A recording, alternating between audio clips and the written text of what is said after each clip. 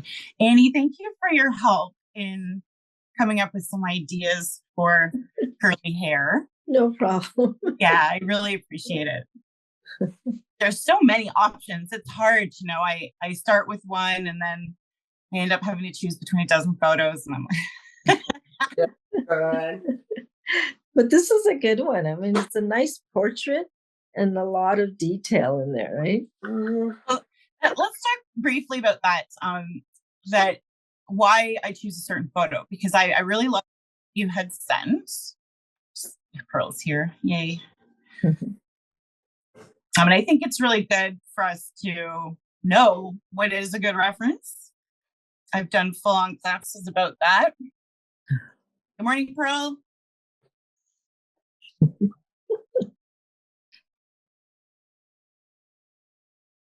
Okay, so what was there was a curly haired chicken. There's so many different types of chickens. It's so Yeah. It's so interesting. I love chickens. I find them really fascinating to do a whole class on them. And they're great in ink, actually. Like if you're ever live in person, there's just so many people I've met in my life that have said they learned a lot about capturing the gestural motions of chickens because they hardly stand still. So similar to if you're ever using ink in a live situation like a band playing or you're traveling and you're just sketching in people quickly as they're walking about on the street, it is a commitment and you're getting the what we call like the gesture or the axis, something that in like a couple of strokes or a continuous stroke that you're getting the movement and it has very little to do with the contour or the a realistic form. So anyway, there was a curly haired chicken. And then what was the other one? It was a sloth that had lots of wavy hair. I love sloth so much. Yes, a sloth would have been great too. So the one that stood out was which I at first thought it was a llama because I'm so not up to date on my alpacas. But I was like, I have not drawn one yet. So that really hit me. And then I really loved the goofiness of them. So I looked for ones that had like a side tongue sticking out or the teeth. But truly it came down to, so I did download, I ended up going to, it's a different website than I usually go to. Maybe it was Unsplash. So I think that's where, yeah. Anyway, I downloaded about 12 and I had to go with what gave us the clearest, most detail so that we're not guessing. So in that, it kind of ruled out some of the ones that people uploaded a smaller file. So this was a good, nice 3/4 angle too. I also, and seeing the eyes. So that's another thing when you're choosing animals. I have a whole slideshow on pet portraits. There's a couple of notes I made about when someone wants to do a pet portrait, especially if they've passed away. It's really tough if they're giving you photos that this is all I've got and I don't have anymore, that you're trying to look for something that has clarity and markings and features and eyes, because it's all about the eyes. So it's okay if like their paws or whatever are covering like their mouth or, they're sleeping or something. As long as you have a good, clear facial, the rest of it you can kind of piece together. You can use various photos and put them together. But I'd say the eyes are really important. And that's the photo where they're looking at you the most, or at least feel like they're interactive with the viewer. And what else? Oh, and angles where they're going maybe this way or like, so there's that eye level. Anything where someone's taking a photo of an animal looking down at them is not really that great. It might be a good photo, but it's not necessarily a good drawing because the foreshortening, people won't typically understand it. So anyway, the idea is always there, but you want to consider what would make a good drawing and translate into the perspective. So, okay, what are we going to name this? Silly, smiley, Alpaca. Harry. Harry. Yeah, Harry. Harry Styles? I'm going for Harry Styles. Okay. Anyone want to share Tater or any thoughts about the week? Before we get right into it. What, Laura? Are you serious? Oh my gosh. You like it? I love it. I almost thought it was the reference photo. No. I love the comparison. This is a challenge. Yeah, but I love the black background to the rock. Like there's something really nice about that that balance. Thank you. He's wonderful. I'm so impressed. Anyone else finish theirs? I didn't finish mine. I didn't finish mine either. I just didn't have enough time. Oh my goodness. Nice. Oh, look at the little pink. Like I love he's like he's blushing. Like, are you looking at me? Yeah. Oh, he's cute. Yeah, that was fun. I enjoyed it. Yeah. You got some great texture in the background there. What was the tool you used again, Annie?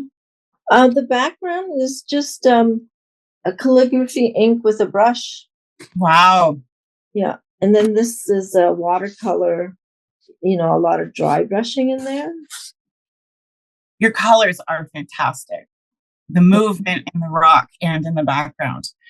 So that can be really great inspiration for going forward, what you're going to take from all these projects into the future for yourself. That black is very striking, but also subtle texture and the subtle grays. That's really quite striking in its own way. Pearl, did you want to share before we get into? I did not finish. This is what I had shared last time, and this is I haven't touched it. I have absolutely not touched it. Well, I think a little bit in the face and feet, and you don't have to go into much because the ground. And I like the shape of the darkness around him personally. I wouldn't extend it out. I quite like that you've created this vignette almost. And I think less is more, Pearl.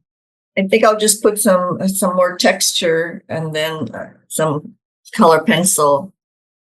I might try the Wonderful. So yeah, I'm going to set those aside. I just had them out because we wanted to talk about them. I'm going to share my screen. We're going to just visually take some observations together. And then if you want to have your sketchbook at the ready with the pencil, you could do a quick sketch of this. And I mean like a thumbnail, very small, before we get to the good paper. And, you don't have to, but you have to know yourself. It is sometimes nice to physically have an understanding of things, but I'll just go with visually.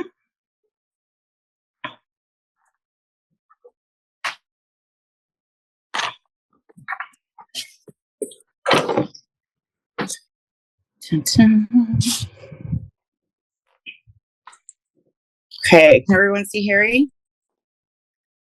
Mm-hmm. Yes. Great. Okay, so I made a center mark. You can fold your printout into half, or if you are doing, your reference on another device, it's right below this curve of the hair to the left of that eye. And it's really right at the base of that. And that's always a good starting point for us, because then we look at that and it's like, what do we know? So we know that the eye is very close to the upper right-hand quadrant. And yet it's not big. So because it's got a big head and ruff, I mean, this is like fur coat ruff. Like, who has that on their coat? I do. That actually takes up quite a lot of space. So we just want to look at that overall. If the head was oval, it's not well, actually, it's quite round. Yeah. Because the top of the head is right here where this is almost like human beings. If you're ever doing portraits, human portraits, you never come to the top where the hair is because there's scalp under there, the top of the noggin. And so under the chin, that's pretty round. And then if we just come down from there, we can see that it is right side heavy. This almost comes to halfway, which is great. Love that. So it's a little bit behind the head, but it's pretty much at that halfway mark. What else is halfway? The bottom of this eye. I love when things line up. It's fantastic. And the plumb line from the eye down the side of the face, it comes out further than the neck. So that's something we'll help each other make sure that it's not, this is 3/4 is all about these plumb lines. So if ever we're sketching it in and the eye and the nose and the neck are in line, then we'll adjust that. We don't have to know how far this comes out until later, but we do need to make sure that when we're placing Harry on the page and we find that center mark on our page, that the top of the head is about halfway in the upper quadrant, because we need enough space for the ears. That's a big thing when mapping things out, is that ears tend to go off and one is lower than the other. It comes out at the side as well. It's going to come out further than anything on that left side. And then this ear sort of falls in line with that side of the face. I think this could be a golden spiral. Woo. Any questions?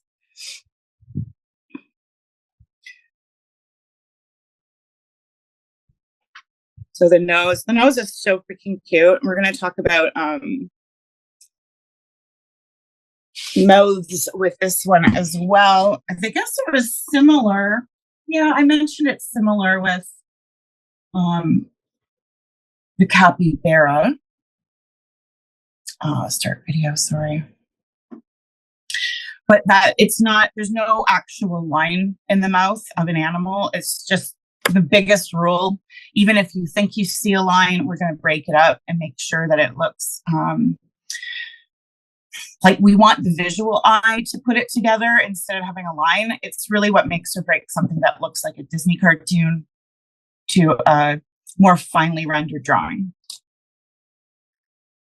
So let's map. For some reason, I still keep thinking that it's a her, and I still think her name could be Harry.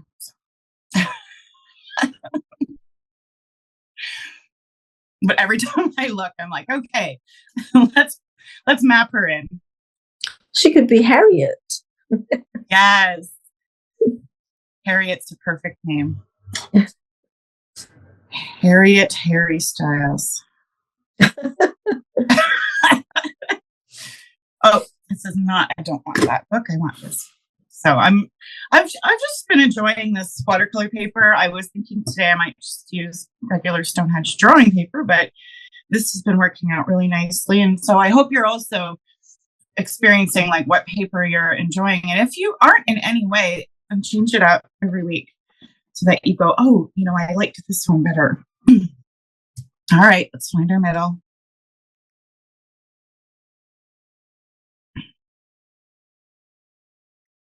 Remember, if you want to eye this out, you can do it freehand first, or you should do it freehand first, and then you can take a ruler and see if you're close. I tend to be around 2 centimeters off. Oh, no, that one's more.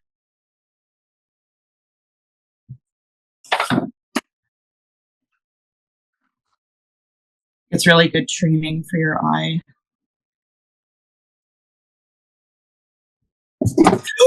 Oops. Oh my gosh, I just spilled my coffee. 1 second. Studio disaster.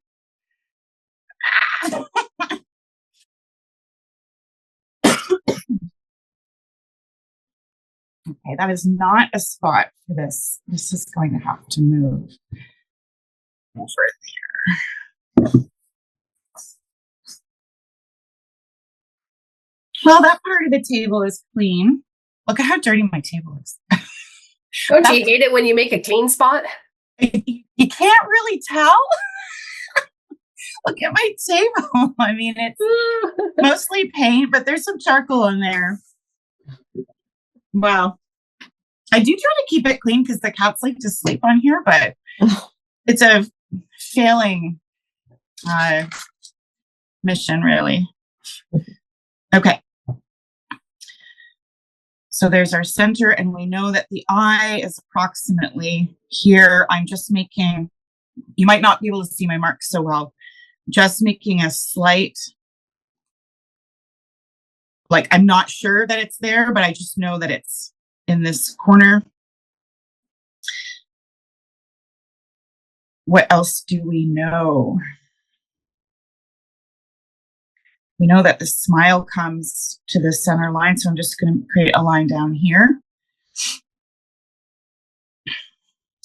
I'm also going to extend that horizon line out very, very gently. You can make as many pencil lines as you want, by the way, when it comes to this. Like when it comes to pen and ink and actually doing a sustained drawing, right? Because you can erase them wherever, you know, the ink covers up the pencil is all good. And then wherever it doesn't, you can erase it back. Just little things to remember is never pressure. Don't ever indent the paper. So it's hardly there, feathery touch. And also we're not doing a very straight line. It's a discovery line. We are always looking to discover where things are.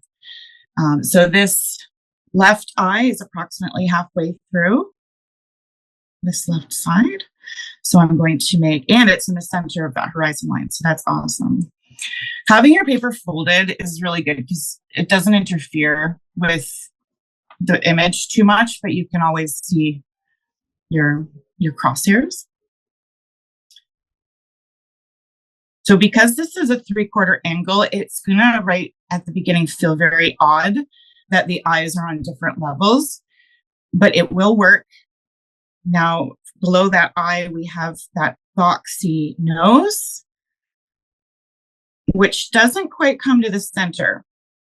So even though it feels pretty big in the photo, it's actually not in the drawing. And the chin is about halfway. So this is actually where the chin is.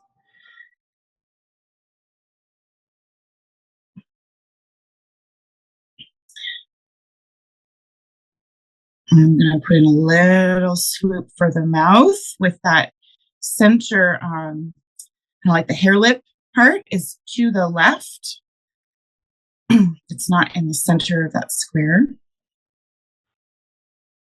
Just putting in her little smile.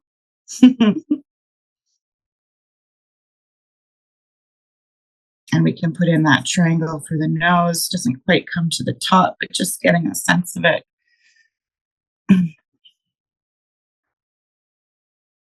This is obviously how Cubism started. It's breaking down faces like this. All right. Okay, what's next?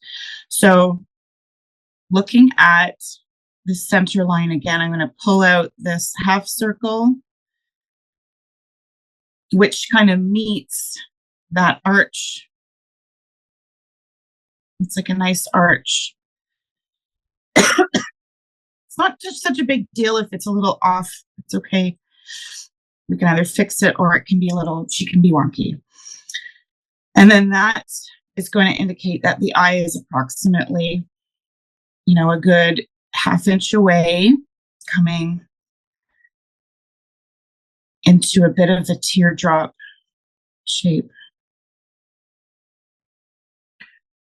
Without committing to that, I'm going to look at, do I have enough space? If I put in, is that the, no, this is about halfway, and that's where her head was, right? So I'm going to bring that circle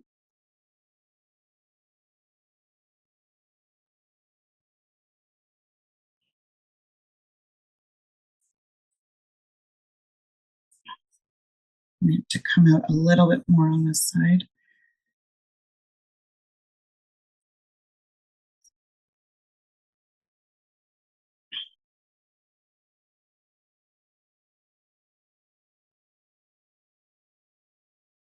Okay.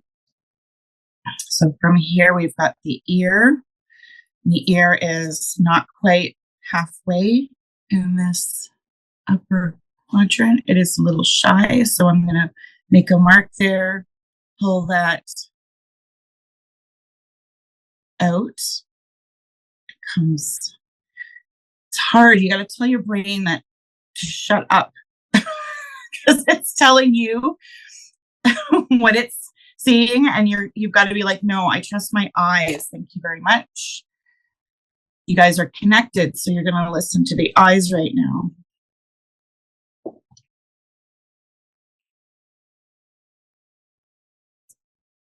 Anyway, not committing, but getting that in subtly. Now we know. Dun, dun, dun. Now the ear on this side is somewhat actually on the same line, horizon line. So, but it definitely doesn't come quite to the corner. Sorry, just a little bit side there. Doesn't come quite to the corner. It's a little bit under. So if I just draw in that line and say, there's definitely some space in between my 8 by 10 block in. There's got to be some space there. So I'll pull that. Oh, nope. That's the, and that comes in up here. Haha. Trickery. Oh, there it is. Need a ball eraser. Okay. I put in too many lines. That got confusing for me. So I'm going to just pull that all back and start reviewing that again.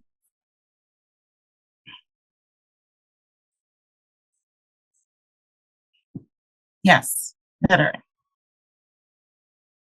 It's going to feel long because there's so much hair that's covering it.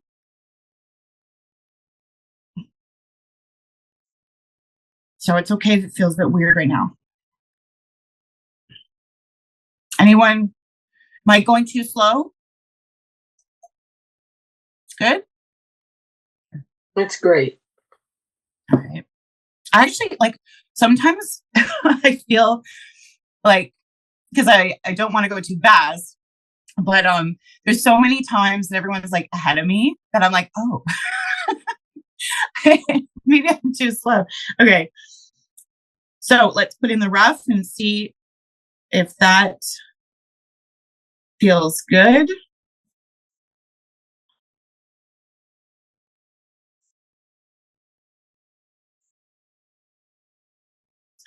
Kind of starts at the nose there.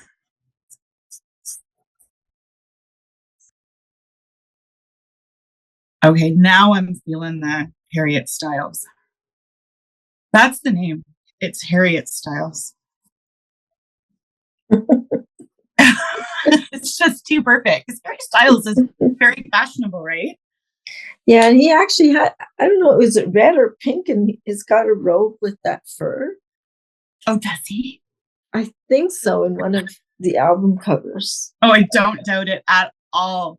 I absolutely adore him. I don't know his music really at all, but I just, anytime I've seen him in an interview or a clip of him on stage, I just think he's very, very fabulous, really. So this right side, the ruff actually comes and meets that neck part. It is a slight angle there, but it's giving us that 3/4 feel.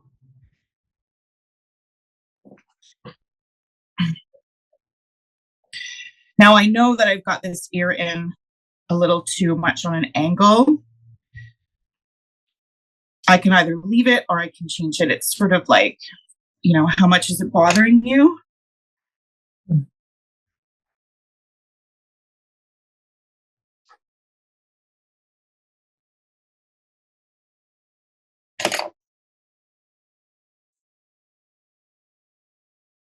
Okay.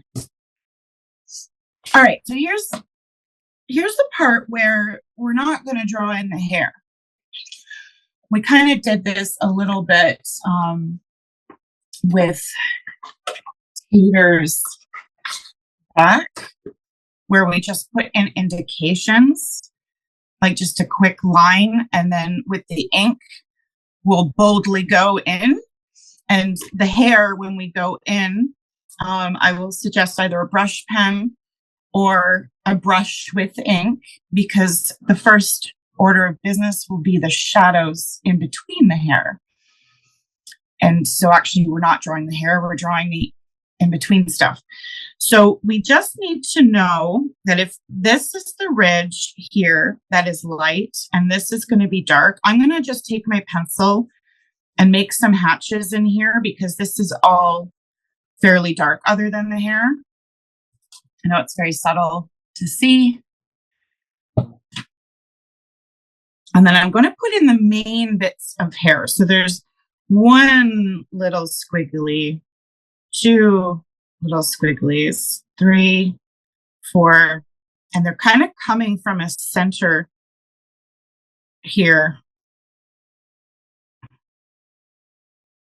5. Anyways, I'm not counting. Please don't count. We're not going to be getting all the right bits of hair. We're going to be doing our own type of hair, as long as they're a little wonky and you're getting the sense of the length. I think that's the most important part, is the length of them, and they are coming from the center. It's a great hairdo, but I don't want to follow those lines when it gets into the inking. So they need to be just guides. Looks like a fancy hat.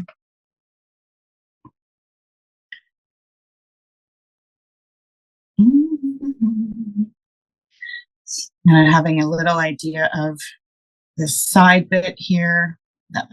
Oh, yep. Making sure you're happy with the distance between the ear. Actually, yeah, maybe that's what's bugging me about this ear. It should come in more.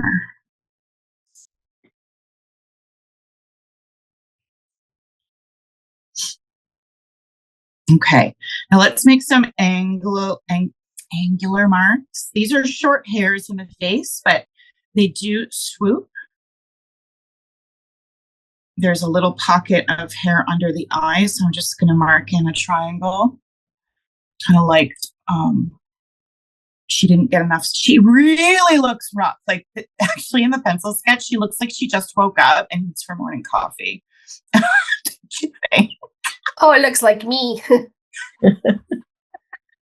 Oh my goodness, this is funny.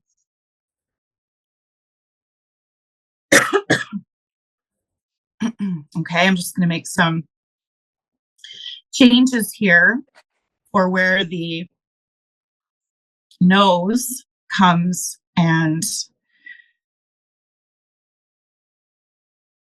how this is a fan. These are short hairs, so I'm just going to make some directional marks in there.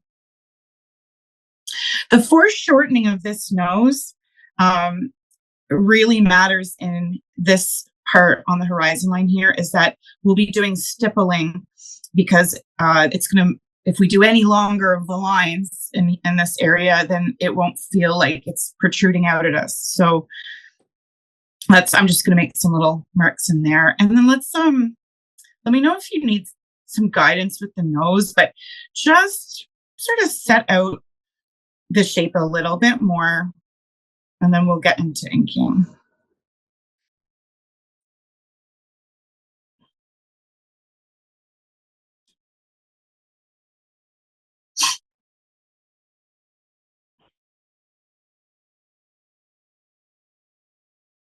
That left side nostril really hits very, very much the left side of the protruding part of the nose, and there's a bit of a curve there which comes to the lip. So this nostril is very small in comparison to this one, which is very wide. Again, 3/4 magic.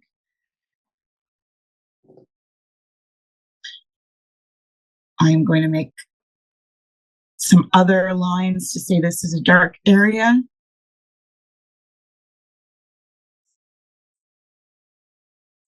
Because the light is coming from this side.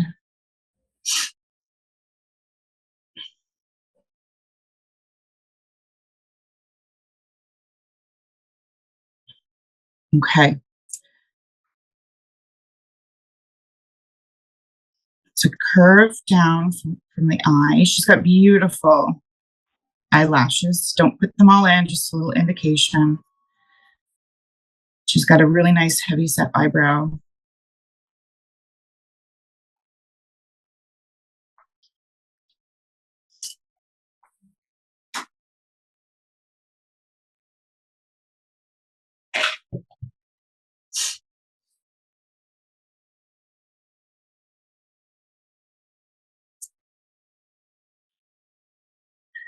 That right eye, the tear duct is a little higher than you might think. So it's start almost with a upper lid that is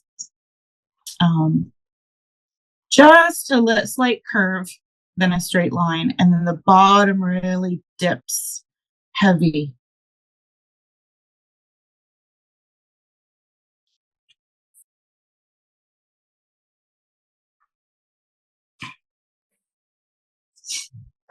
And I'll make a little indication of where that highlight is, which is really right at the eyelid line.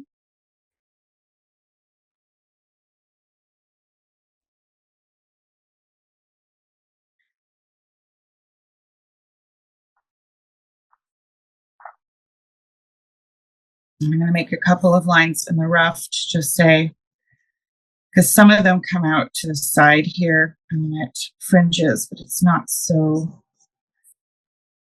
kind of fringe out. I know that when we get into inking, you sort of lose yourself. And so having these directional lines is good.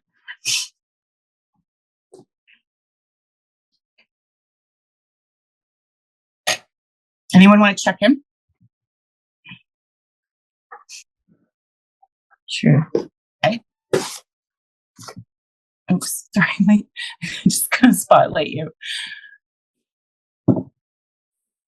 Very nice. Yes. Now her mouth, I know what you're doing. You're trying to get that her one lip is a little higher, but I think she's just got it a little too high. Oh, here? Yeah. Oh, No, the lip. Yeah. Oh, I didn't put the lip in yet. Okay. Like not the bottom. That's just the nose. Okay, her eyes look fantastic. Her ruff, her ears, right, Annie, it's great. Okay, thanks.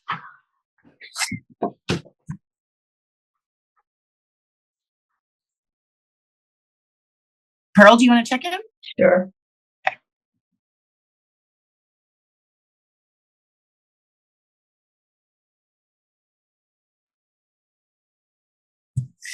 I don't know if she's wide enough. I think I had her wider and then I Trimmed her? down a bit, but it's just that yours didn't look so wide. Her ruff looks great in proportion. I am wondering if it's her right eye. You've got it too close to the nose. So I'm just going to refer to mine for a second again. I'd like for you to feel really good about this before we get into inking, okay? Okay. So I'm feeling that this eye is a little too close to this line. There's actually quite a lot, more than an eye's worth of space in there, but it's approximately the same amount of space. I feel like you've got it here when just bring it over. That might mean you want to extend the right side of the face out a little bit more, but I think it can handle it. Okay. So I need an extra eye distance. Yes. That's typically a rule of thumb. It's never perfect. Can't take a ruler to it, but that our eyes, even in humans, it's eye distance. So you can use measurements like that to say how wide is this, or take something that's similar. Okay. Maggie, do you want to check in? Yep.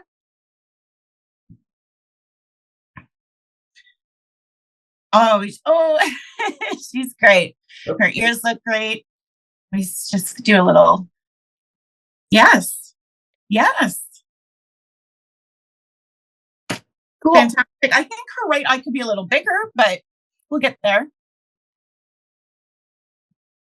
I don't think you need to be like, sometimes you don't want to go too big on eyes with animals, but I think with that right eye, it can be doughy. Like that. This one? Yes. This one over here. Yes. Yeah. Yeah, I was just looking at that before I put it up. Yeah, it needs to be a little bigger. Mm-hmm. And the other one might be not looking big because of the really heavy set kind of eyeliner, eyebrows part of it, right? Like it's it's going to change the shape once that goes in. And so I think that is a bit of a mind trick as we look at that other eye. There is a significant difference between them in size. Okay, I can't keep putting my coffee to the left. It's got to go way over there.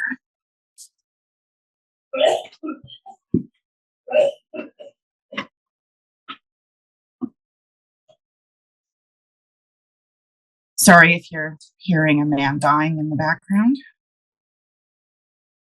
That's just the morning caveman calling. Yeah. It's the morning hackadoodle.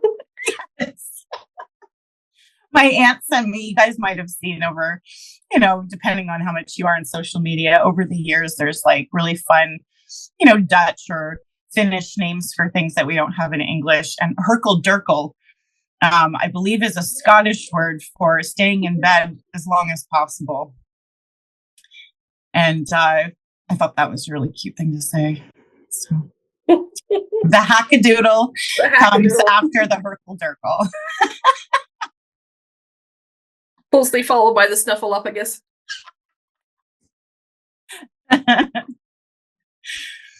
Laura, would you like to check in, darling?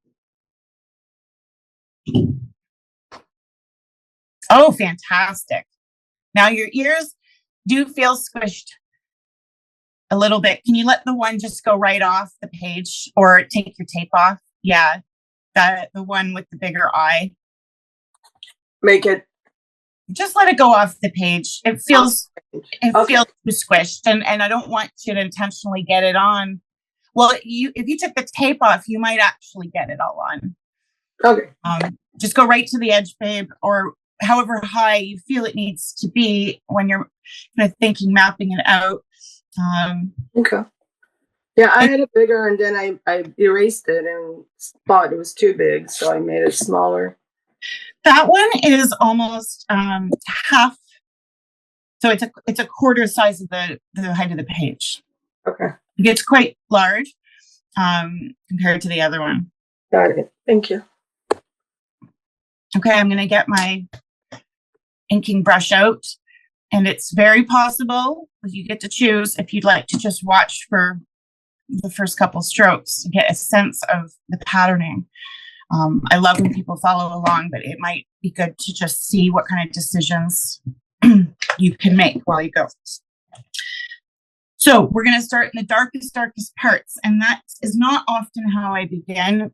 I like to usually go in. Oh, I'm going to spotlight here. Sorry. I often like to go in and do kind of establish the lighter areas, but I chose Harriet for a reason.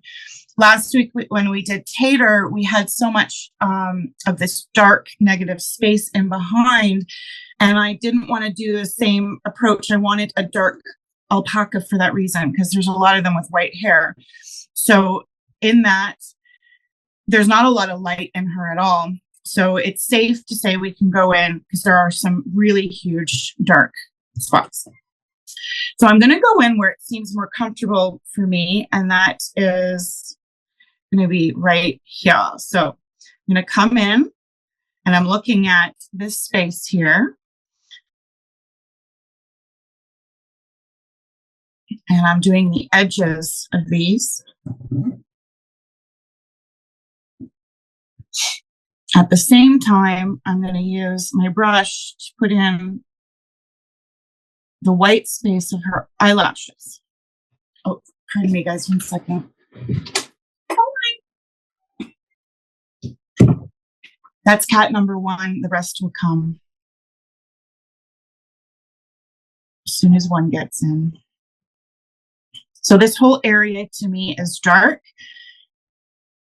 And I'm just looking at the quality of the edge. So I've got to also get in some wigglies in there because it's sort of like a crimp. Did anyone have a crimper back in the day? A hair crimper? Because I did. Laurie did. Yeah. I used to. Yep. Yeah. In my Yeah. wild 20s, that was the thing, you know. Yes. Well, I don't have one. I hope. I mean, if anyone has one, I mean, that'd be kind of a cool comeback. So I'm leading from one dark space to another, coming out into this now.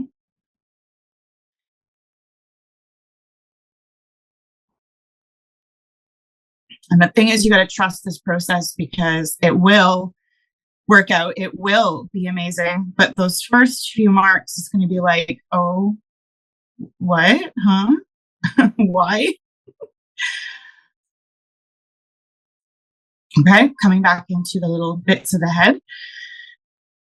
Looking at this space here within the ear and how it's really wide. And also leave some white. I can cover up if I need to cover up. See where I'm going with this? Any questions? Can always come into a large area. Doesn't matter what brush pen you use, just go with it. Go with what it can do for you. It's pretty dark in here. I'm going to get a little dry brush action and a couple of teeny tiny hairs. Don't need all of them. Pretty sure we all agreed that we are trying to do more simple and not so much detail in our work. So you just need a couple to indicate.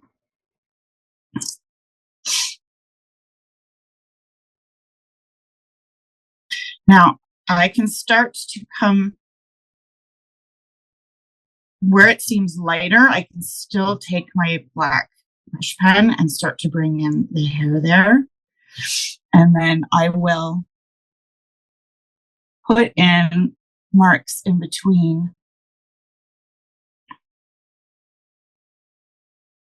where you can see the ear.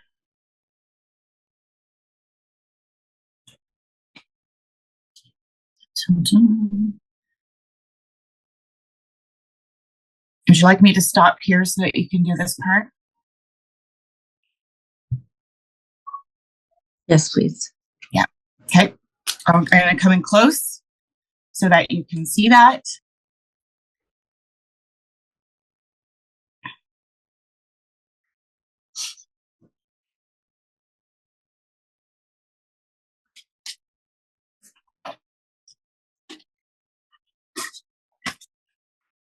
This whole weekend for me is about negative space. Project tomorrow is also about negative space. If you want me to go into negative space a little further, just let me know. We can do that right now.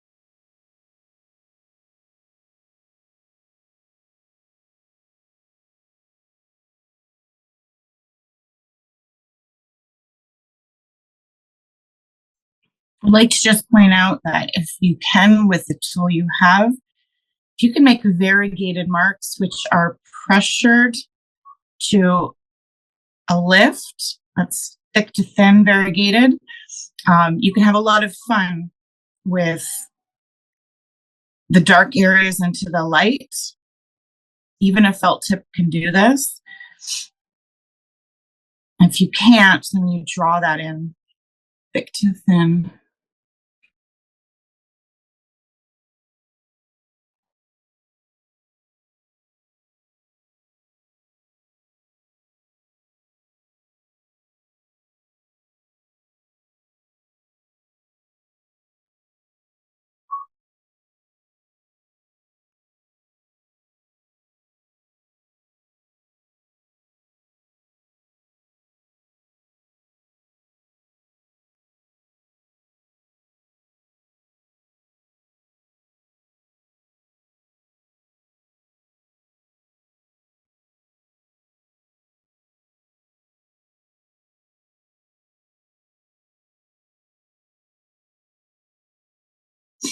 And what happens when you get confused because you lose your spot? Pick another spot.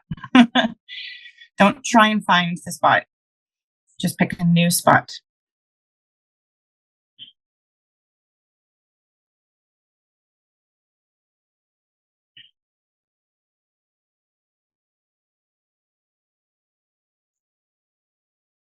I'm going to start to actually take in the dark that's behind these front ones.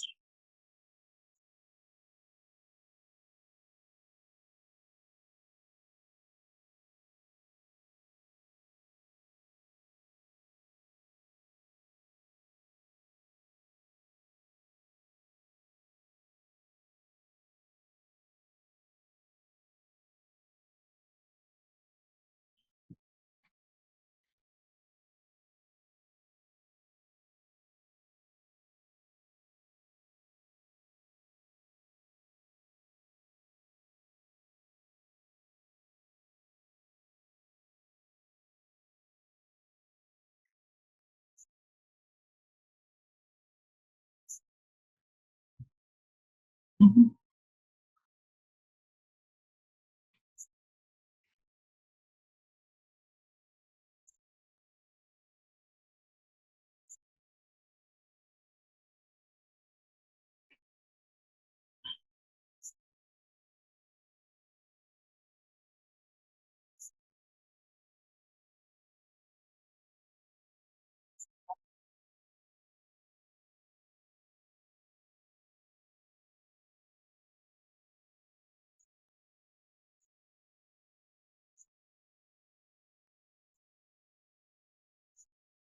Because I'm right-handed, I'm going to stick to the right side of the face for a bit, because then I'll have to turn this around to like flip it upside down to do the left side, which I love doing. I don't know if you do, but it's actually good to look at things upside down. I'm just falling into the darkest parts, which are just looking at them as shapes. And I'm putting them in hatches that follow the direction of the fur. If the dark area meets a light area, just create an interesting edge where it meets, such as those eyelashes there.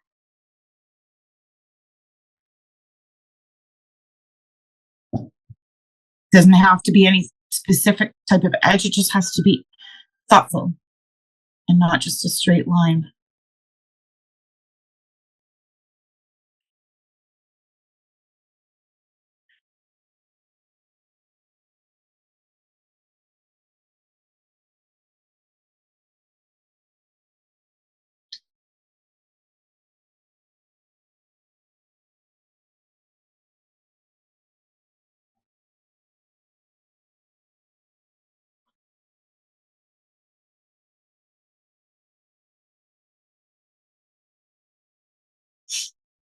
All of those hairs around the eye are just following the direction.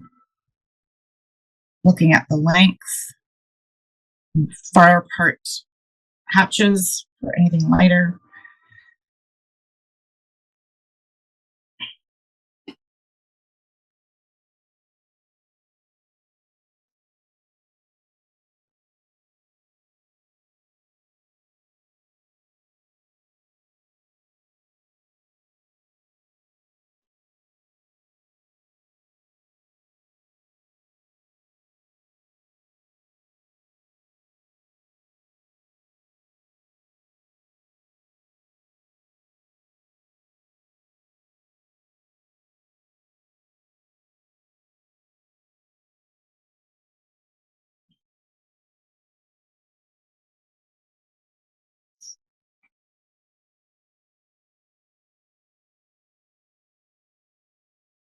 Mhm.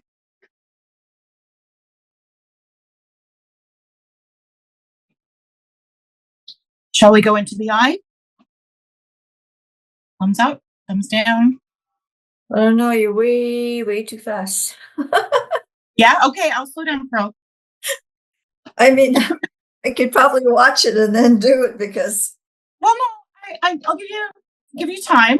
That's why I asked. I'm just slow. Well, I may have plenty of time. My brain is not registering doing the negative part, you know. Mhm. I'm coloring in the white instead, so then I find that I've missed some openings, and then that now the white is not connected. So let's quickly have a little discussion. I'm just going to grab a couple tools about how you can mix media. This is why, again, it's not just about ink in this class. This is about bringing in what you want in addition. So it could be gouache can really help with bringing in back some white. So can a white pencil or white charcoal pencil. So can a gel pen, a white jelly pen. You can even use tools like a white paint marker. Just always do a test page with those buggers because they what's the word? They leak really easily. This is a needle nose tool with acrylic paint in it that is way too liquidy because I haven't mastered the ratio yet. This is just optional. I'm just showing you tools that are at your disposal. Someone gave me, oh, sorry. Dun, dun, dun, dun. Get in there. This tool has like a little needle that keeps it open. There, okay. This is a good brand that was new to me, but someone recently gave me this. T5, I think this is maybe Korean. A lot of good things are coming into Canada that are from Asia in general, like whether this is Japanese, I'm not sure. But anyway, it actually does make a really good mark. It marks on anything, it's water-based, but when it dries, it's waterproofed and it has good coverage. So it's okay. We might actually do that no matter what anyway. But looking at, I didn't do a no-tan for this one. Let me see if I can do that. Just give me 1 second here.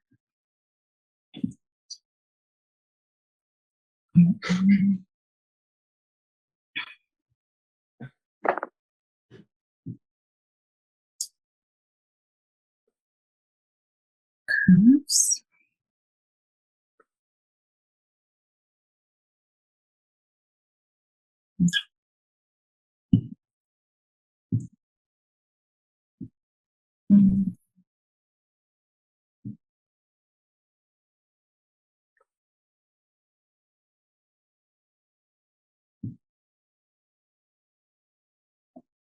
No, it's not doing it.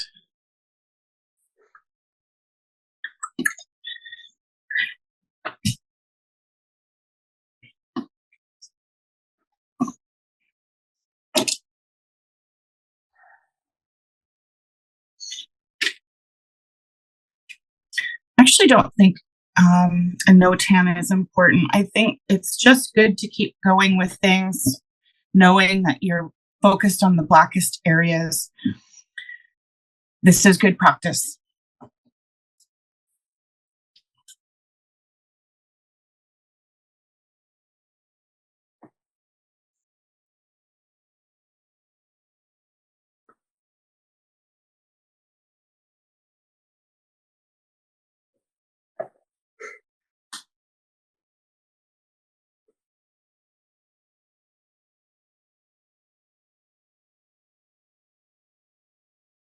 If you ever need a mental break, go to one of the really dark areas, like in this cheek, and just bring in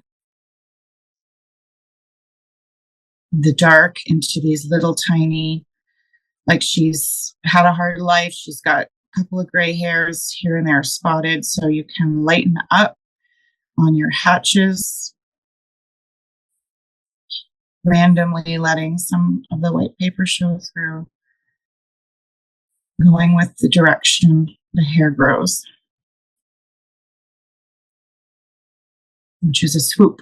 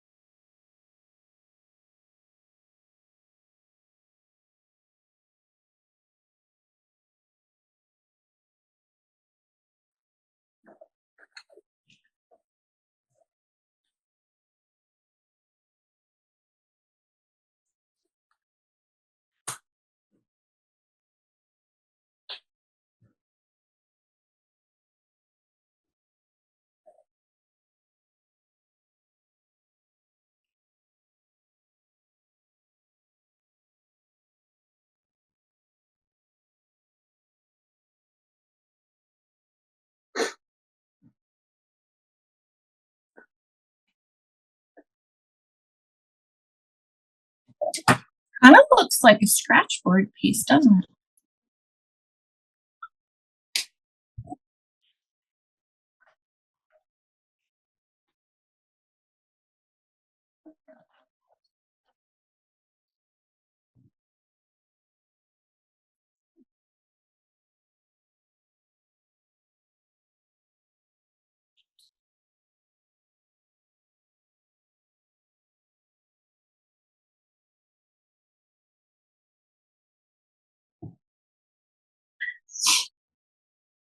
Where light space meets dark space. So I'm going to just point here to this little, and this is, when I say light, it's just lighter than where it shows her sort of where the neck begins and the face ends.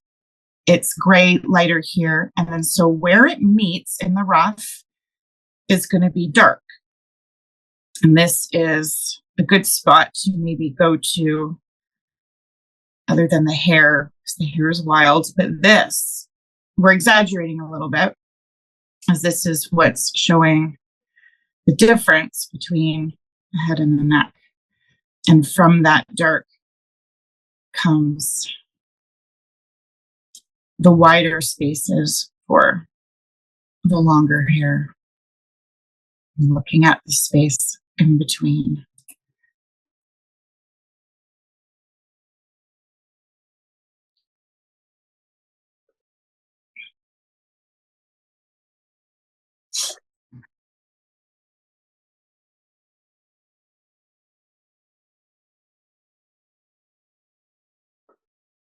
It happens again with the fringe at the very, very right, that we're going to create an interesting edge where this center hair is, and then the hair that's at the very edge, that will be all black.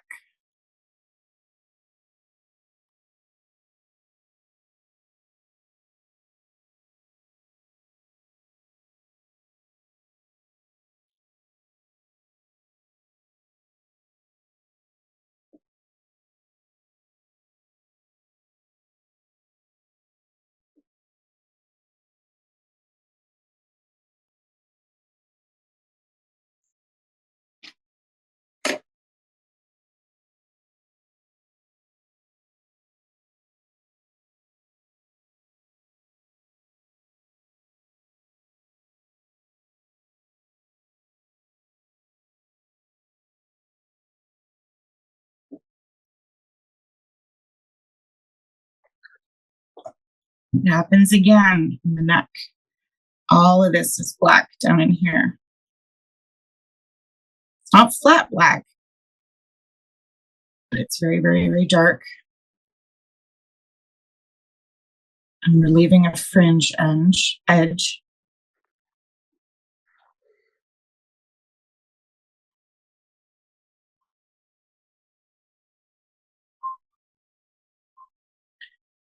Creating triangles. I used to roof with my stepdad way back, and to me, this is like shingles. It's like shingling. And I'm not sure if that is relative unless you've had experience doing your own roof. But as we have hair splitting in between, you go, at least in drawing, you're trying to make it different. But it does create a pattern.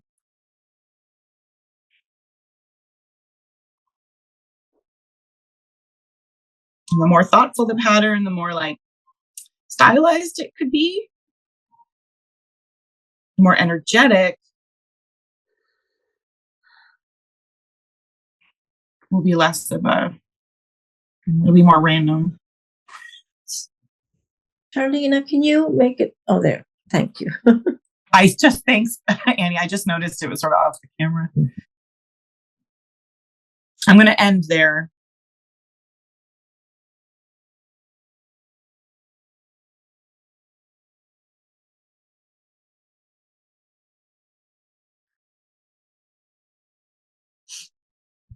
So it's interesting, Laura, that you were saying that this would be a great approach, that like this animal for charcoal, because you would do all the darks and then you would pull out the lights.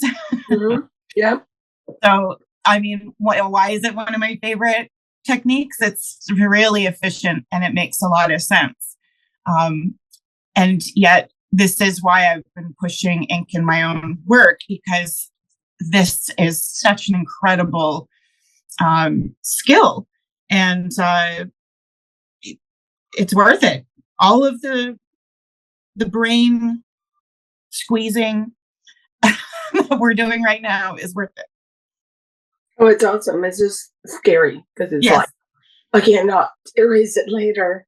So That's why we needed a smiling animal that was like giving us this small little bit of, reassurance and peace while we're doing it. It's just like, she's like, hey guys, it's all good.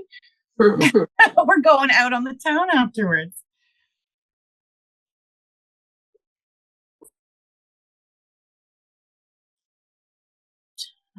Okay, just sticking with darks that I know. Under the chin.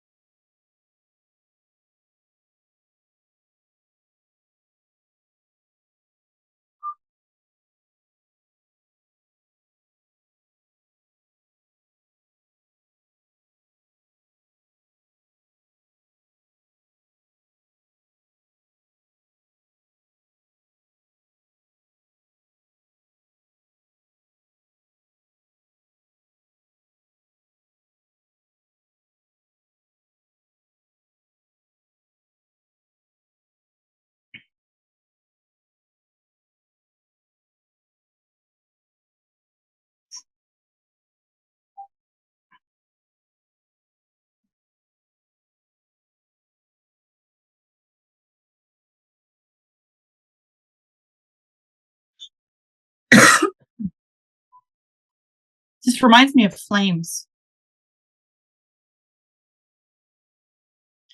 These strokes, they're like flames.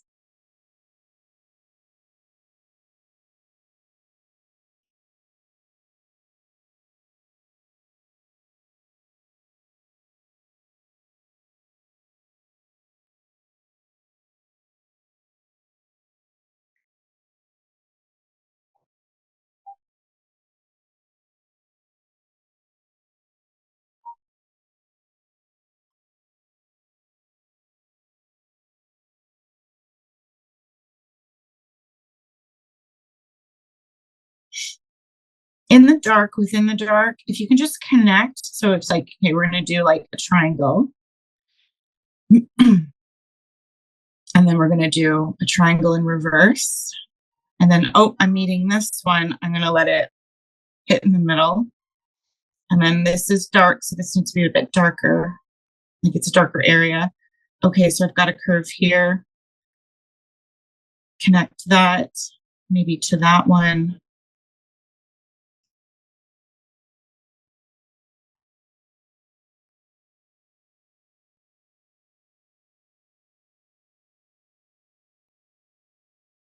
Maybe make this the whole shape.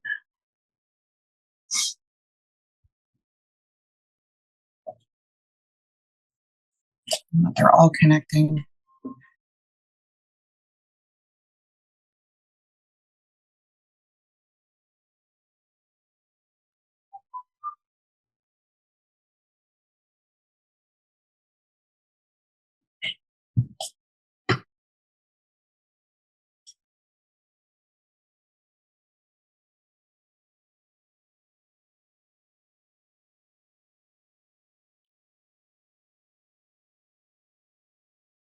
Does anyone want to check in?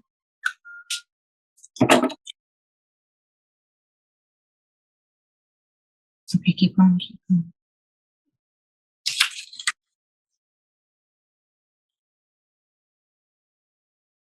I will. Cool. It's Maggie. I think I'm just too dark. No way, Jose. Oh, she looks great. Okay, yeah, it's fantastic, maybe. And you can get a little darker in the neck, actually. Yeah, down in here. Just no, okay, so you're not too dark. Let's just say that. Okay. Just to say that this area is much darker than what you have this whole area. Yeah. Keep going over there. Yeah, it looks great. Okay. Is anyone having any trouble with your tools getting like finer lines? Because that's where you can leave those areas for a different marker. I want you to feel comfortable if you're like, maybe this tool isn't right. Is there another one to ask? Because that's where I'm pretty good at helping. I think I'm just trying a new type of marker that I really have not used, a brushed marker. So it's, when you haven't used it at all and you're trying the first time and following, it's a little bit hard. So, Yes. I was thinking we do, going back to using a brush with the ink but I saw that you took out your soft brushes and said, okay, let's just go with that. Yes. So let's do a little mention about the difference between a brush and ink and then a brush pen. Depending on your brush pen, it'll either be a fiber tip or a foam tip. Let me get both. So they are a little bit different than a brush, but you should be able to push for similar things. Sorry, I'm just using my sketchbook like from other demos. So if it's a marker tip, this is what we call like a foam or a felt tip that you can press. And sometimes you have to move your brush to the side and then lift so that you're getting wide and then thin. It's like kind of grab a scrap piece of paper and just play with that. Sometimes you need to make a larger area depending on the tip, how thick it is. And some brushes actually have the ability to get that wide. And if you come from the side, so I'm really holding my brush, I'm leaning on the table. So if you use the whole side of it and then you twist, you get a variegated thin line. You can also come from the other direction. You can do a point and then a press. Point and then a press. And it's whatever is most comfortable for you. or natural. I guess comfortable is part of it, but it's whatever comes naturally. Maybe it's a little bit of both. Maybe it's a press or like a line, a press, and then a line again. Maybe we should have done a zebra. Ooh, no, that would really freak my brain out. I've actually only done a hybrid zebra ram in a class where that was actually really, we did it in charcoal and it was really beautiful, the result, because it was a zebra, but I had these big horns. And yeah, it was pretty mind-bending. The natural approach to living a psychedelic life is draw with ink. Well, because when we're kids, we're taught to like draw with the color that we want it to be, not look behind it and see what pushes the shadow back and the light out. I still struggle with that. But now see, and you told me to go darker down in here, which makes it lighter up here. That's right. More concentrated lines. Yeah. So I'm gonna okay. I'm going to take this opportunity to bring up the document. Just didn't think it really applied to what we were doing, and maybe I'm wrong. I'll let you decide, okay? Okay.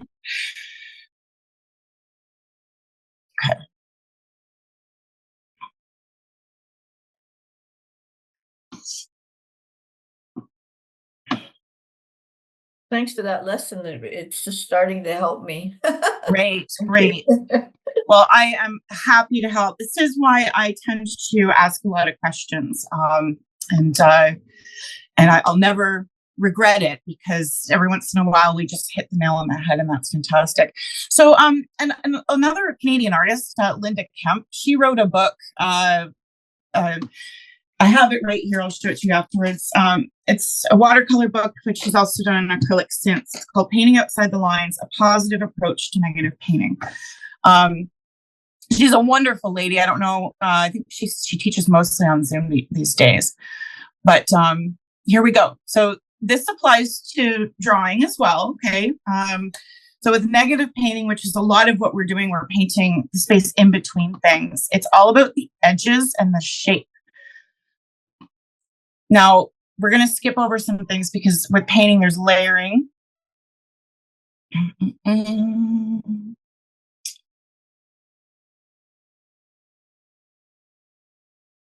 See, a lot of this is about layering. Okay. So just to get our brains into the theory of negative space is it is filling the space in around something. So where we see the hair on Harriet, we are doing the shadows around. Now, because it's a complicated mess, like a straw hat, it does get challenging, but that is why we're here. We're here to take on a challenge. And also we're not copying. So we're running into smaller negative spaces with Harriet's hair. The rest of her face and the short hair to me is just hatches. That's actually the positive space that we're doing. But here's when it comes to painting a visual for you is if you covered your paper with watercolor, you can always do that with these creatures too, is to start with a colored ground. Then you're coming in and you're doing the negative space around certain objects that you want in your image so that that first layer will become the positive space.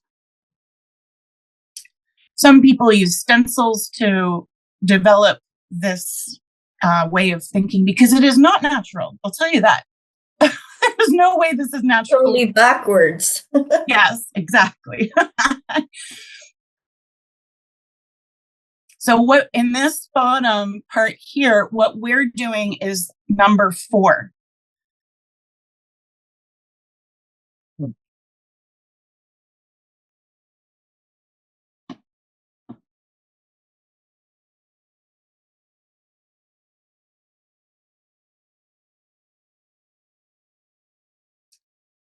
I'll send this to you. This was a free document. The rest is all about painting. This is a free document that she sent out a few years ago, because this book, which was her first book, is out of print. Like, it's been around for so long, and then the copy is out in the world that people are selling.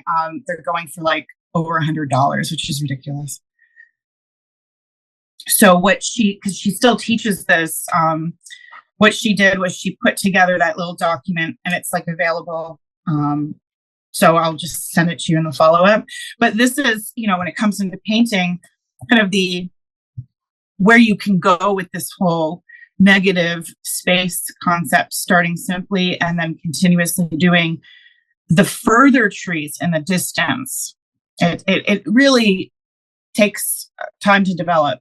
I have taken her class before, and I must say I thought, I was like, okay, no, I know this theory. Like, I know it theoretically. And then it was a 2-day workshop, and I felt like I had never painted before in my life. So I know how it feels. However, the work that I did in her class did turn out. It's just that at the time it didn't feel like it. Let's see, where do I have it here? Yeah, here. So it was 2019. I used to work at Curry's art school as an administrator, and she was a teacher then. So I met her like way back in the year 2000. She was the prodigy of Jack Reed, who was, he's no longer, but he was a wonderful Canadian artist that I connected to greatly. And he used to teach, not really negative painting, but like he used it a lot.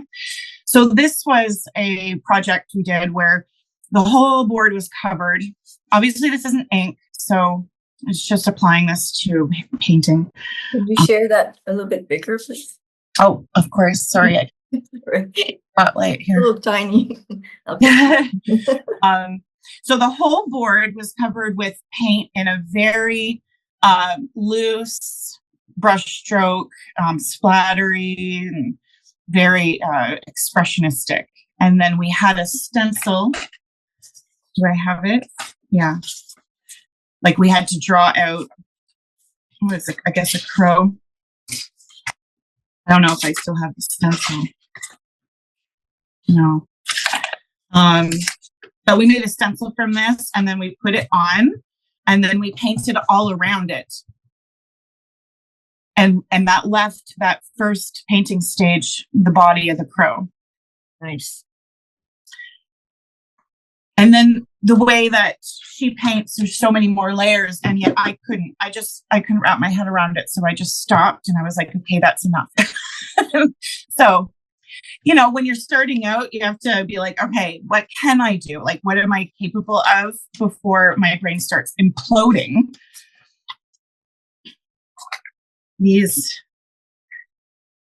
I'm going to say that this handout that she gave, what could be really helpful is the edges of the tree there, is that we're not, like, we kind of are we're going in and we're doing this, but then as we go further, we're getting a little bit more articulated. So we're not here at this point yet to worry so much about the edges of everything.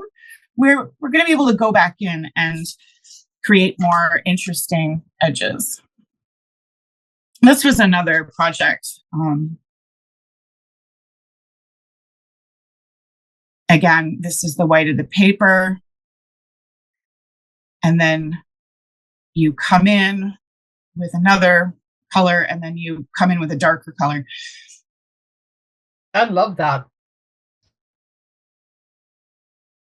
It's not easy, and it's totally worth doing. So you could do this with that PDF if you like. The painting approach is different than this inking, just because of the layering, but it's still in the same. Oh, there's part of the template. It was on acetate. Yeah, it's still part of the same theory. Okay, thank you. Let's go into her eyes. So she actually is participating in this narrative. You can use any of your markers for this. It could be even a regular tipped one. There are eyelashes that are black. So I'm going to, okay, just watch me for a second. I'm going to identify this whole upper lid situation because it's subtle. But if we get the subtleties in a minimal way, it will be so impressive. So we've left the positive space of the eye. Now there is a division up here. And so I'm going to make a mark that identifies the eyeliner. But there is some darkness in behind these eyelashes. So I'm going to pull down the eyelashes. They get shorter here. There's actually a little too many that I put in there. She doesn't need too many eyelashes, right? There. That's good. So there is a more concentrated darkness under where the eyelash meets that line. This is the shadow that's created from the eyelashes. So we're just going to go in with more hatches.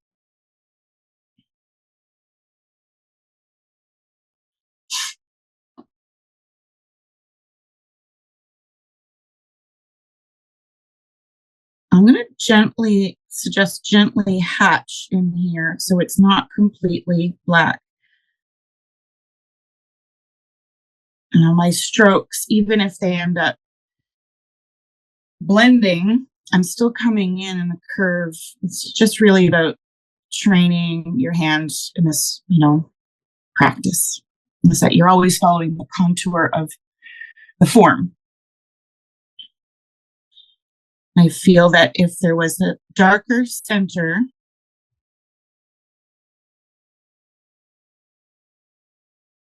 it'll feel like a pupil.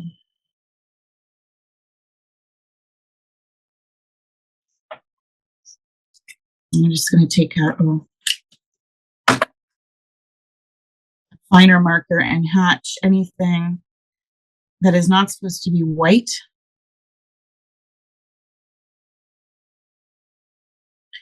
Which is also where those eyelashes are. It's not pure white in there.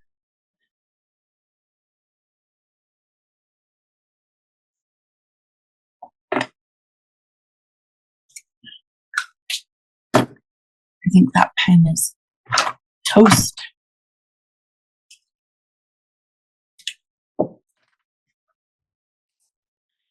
It's also not pure white all around her eye.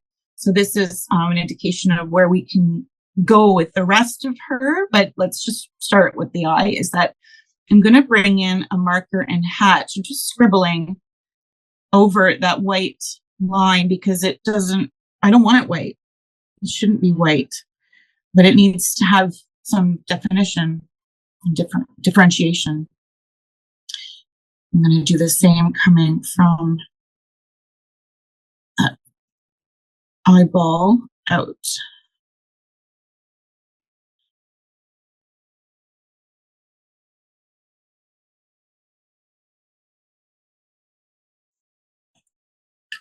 I'm going to come real close.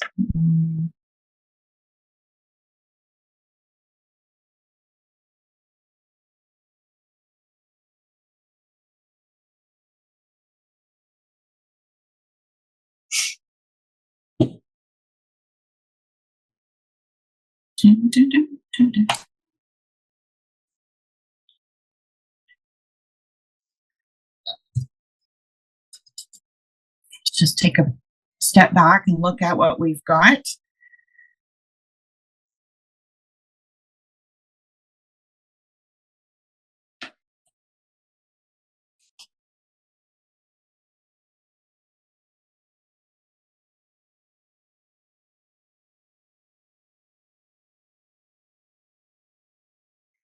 Does anyone want to check in?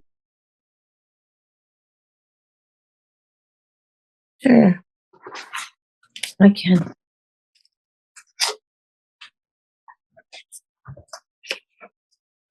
Yeah, baby. It's great. Nice. Yeah, I'm still kind of working. I kind of got lost over there, and I said, okay, I'm going to go to the next area like you Thank you. suggested. Thank you. Yes, and that it looks fantastic, and it is very good to work around anyway. So bringing that chin up into the eye is perfect. Well, it's looking great. Thanks. You know, it's important. Like, I really appreciate your trust, because I know the steps. I've been obsessed with process my whole life. It's not just materials. And what else am I obsessed with? Animals. Yeah. Anyway, the obsession really is also about process, because if it's not fun, what the hell are we doing? So I know that this is challenging, but truly just be present with the marks that you're making and create interesting marks. You know, it's just, the final drawing is fantastic, but then it's over. The adventure's over. So it's about right now. So it's really important. Getting familiar with your tools. What can they do for you? Enjoying making a mark and just saying, ooh, that's a good one. And trying not to judge the ones that you're like, oh. And then that's where you learn. You just keep going, right? There's so much philosophy that in the creative process, that really is a life philosophy. Everywhere I turn, I see comparisons of like, okay, yeah, that parable, that philosophy, that acceptance, this and that. It's all, to me, the same. Art life, it's the same thing.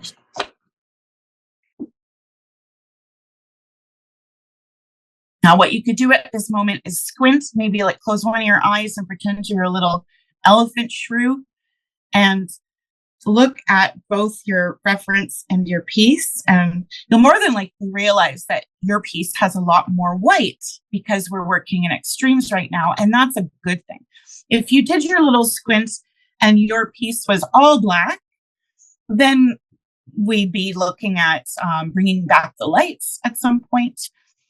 So true inkers in the world would never bring in gouache or acrylic paint or whatever, but I think that's absolute hooey. There's lots of ways to incorporate it intentionally instead of just a little tiny bit here and there. That does make it look like a mistake. Yuko Shimizu, when I took her course, she works on really expensive watercolor paper. I believe it's like 300-pound arches, hot press.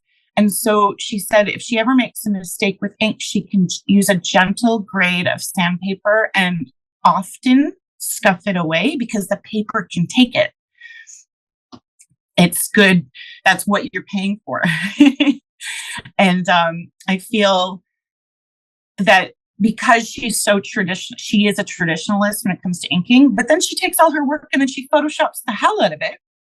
So it's kind of funny. Like, I would say that the reason she's a traditionalist when it comes to inking is because it's a challenge for her, and she likes that. She uses brush and ink mostly, and she enjoys the process. So that's a good reason to follow that technique for sure. She's imposing that on herself, though. Like, at any point she could say, I'm going to make this easier on myself. Okay, I'm going to flip Harriet. And I actually suggest you do the same. You don't have to, though. But looking at your work upside down is going to get your brain thinking about the shapes. Exactly. Instead of, oh, this is an alpaca. Arlene, can you spotlight it? Yes, thank you. That looks really different upside down. I know, right? Holy crap. Now I know we're all at different stages here, but as we've been, sort of talking, let's get back into drawing. And my suggestion is to always start with the next darkest space, the largest and next that you can see. So for me, it's going to be this nose hole. And again, I'm just coming in with hatches. This whole drawing for me has been hatching. How far your marks are is how dark or how light they will be. I like these little inconsistencies. I like coming to an edge and making it imperfect, because a living creature would never have a completely solid marking. There's hair there, so you've got to show that texture somehow. Where these areas, this shape and this shape starts gradient, you need to starts to meet. It's such a small area, you need to gradient with stippling or pointillism.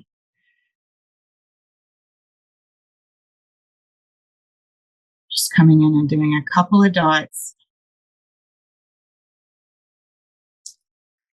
I'm going to come in closer. Sorry, guys. I was trying to get both in the same screen, but you have your references.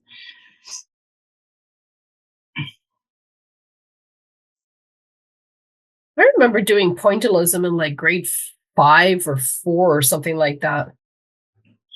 Oh my God, I still have mine. I wonder if I have mine. I think it was a dog. I remember that. It might have been like a Bernese. Oh, I love those dogs. Yeah, me too. Well, it's a great project for that age because it gets them to shut the hell up for hours. Oh, it was like, don't talk to me. I'm busy. I think mine was a sculpture of like of a statue, because that's actually what stippling initially was for. It was a visual drawing representation of sculpture, marble and stone.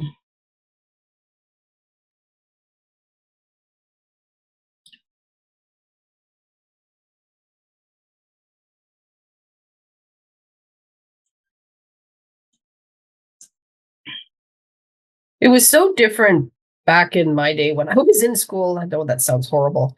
But when I was in grade 4, Mm-hmm. no, I'm 57. So when I was in grade 4, I would finish my work so quickly that I would always go and sit out in the hallway and draw. Oh, yes. So I used to do lions. My thing then was doing lions.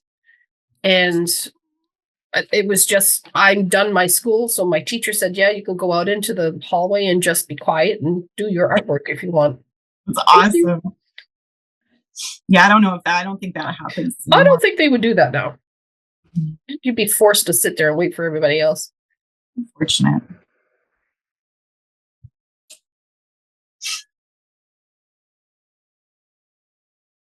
Oh, that looks weird.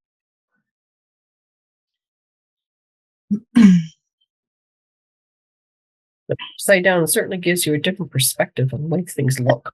Yeah. And just keep reminding yourself, you might even need to write it in the corner of or write a little post-it note. Focus on the black or the darkest shapes, the actual shape and the edges of the shape. So for example, above the nose part here, even though I've made a mark that this is dark, this part, even though this is darker than white, this part's the darkest. So I'm doing this first. And there's hair there, so those hatching marks are going to help me to create a very nice, inconsistent edge there.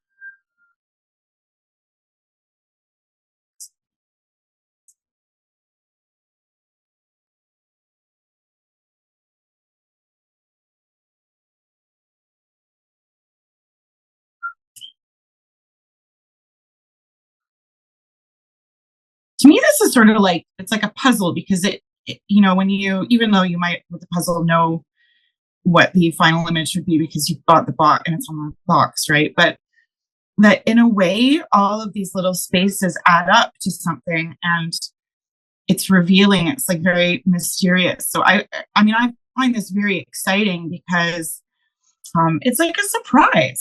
It's like, oh wow, it did work.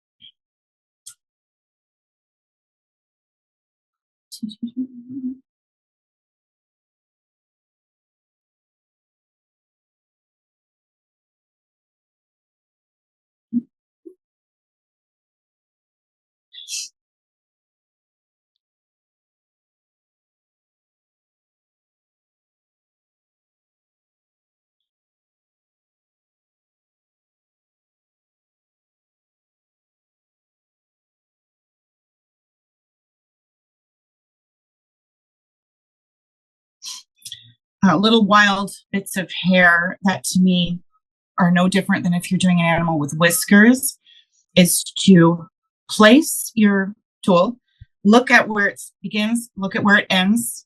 So this hair is going to cross into the ear, and it's a bold stroke. So if you end up holding your breath, that's fine.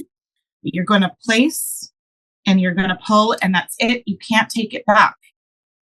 So you have to go, I love it, no matter what. Opa. I learned that in the frame shop. Well, I know, okay, I learned to do that way before, but it confirmed it when I was cutting things, that, you know, looking at where you start and where you go. So if you have to cut a straight line, even with a ruler, you look at where you're going to end off. It really does help to be like, okay, I plan this as much as I can, and then it's sort of like in the hands of the art gods.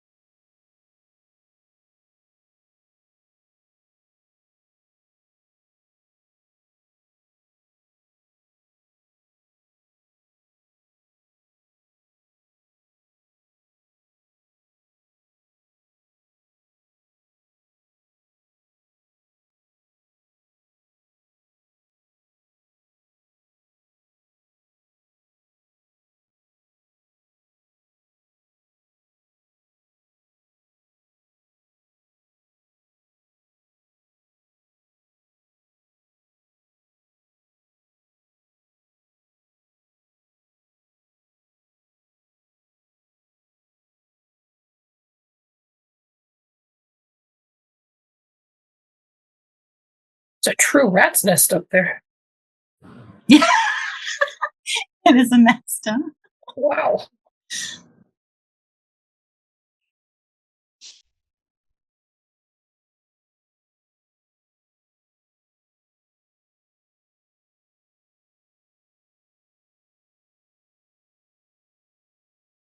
I'm happy to set up and show how to do hair like this with charcoal, if anyone's interested in, just like for a little tiny.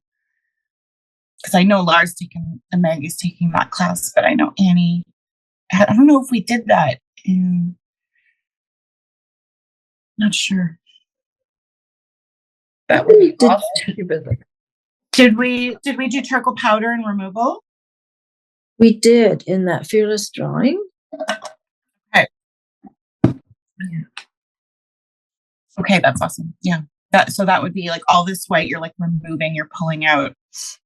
Mm-hmm. I have a whole I mean everyone does pet portraits differently. But I have a whole section on my website for commissions that if you were like, you can go tight or loose, expressionistic. I think all the ones I did that were really expressionistic were the favorites of people. So very wild and loose. I'm just always trying to bring this back to like the curly hair for what it's worth. There's a few people that are interested in doing pets. There always is. Always. Yeah. And I usually advise against it. I think it's just a downward spiral doing pet portraits. But it's okay. You can choose it. Just think that it's like doing portraits of people too. I don't know. I did a portrait once of my mom and she was horrified. Sorry. Well, it's, with pets, especially with pets, you're like looking through rose glasses at this beautiful animal. And when somebody's doing a realistic portrait of your pet, it's never going to turn out the way that you are expecting it to. No, that's the thing is, you got to live into the possibilities of the artist and not the expectations of what you think. And it's certainly not a photograph. Oh, I've definitely had. And then there's also just the heart rate too. Usually people ask for their pets when they pass. That's when I said enough, I'm not doing it anymore. Okay, so I am going to flip this because even though it's great to do the upside down, you should always check. I've learned that the hard way. So I enjoy doing it upside down, but then it's like you still need to, as you draw or paint, you should always rotate and look at things different angles. And that's just not turning your work, that's standing back from it too, so that your nose is not in your paper the whole time. I tend to, because I have my table spot lit, I tend to look at the screen to see if there's any proportional issues. If anyone ever wants to do that, if you ever have an additional camera or you want to take a picture of it and look on your phone, I swear, just that little flip of technology, you will see things that are so obvious and you couldn't see it just right in front of your nose. And you can also hold it up in a mirror. Yes. Yeah. Yes. Whatever, actually, like, I'd say whatever is convenient, but the technology one, the photo, I don't know what it is. It's almost like your brain is like, this isn't my work. This is someone else's work. Mm-hmm. Funny. Psychology. I'm going to come into the mouth just to kind of talk about that because it is a hard edge and I don't know if anyone's gone there yet, but where that lip is, even though in the photo there's what seems to be a harder edge, I'm still going to come in and do a hatch.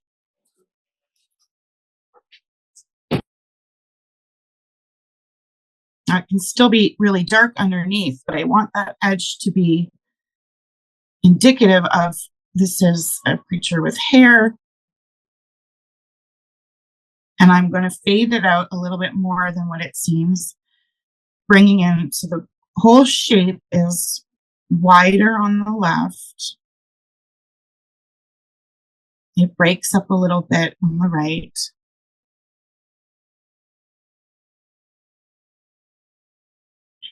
And that to me is getting even a little too comical. So I'm going to start to pull out from there before it gets too black.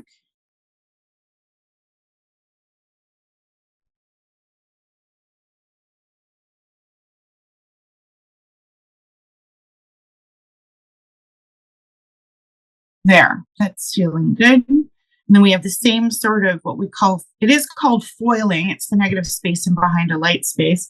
So it's going to be the same with this rough, is that in this area here, this is what I'm going to put in.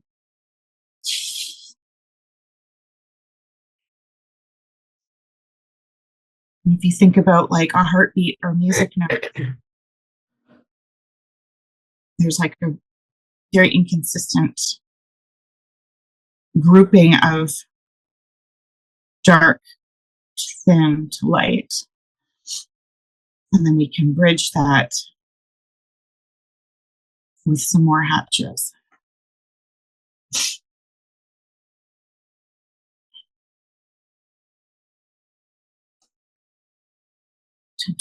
Come out a little bit more there.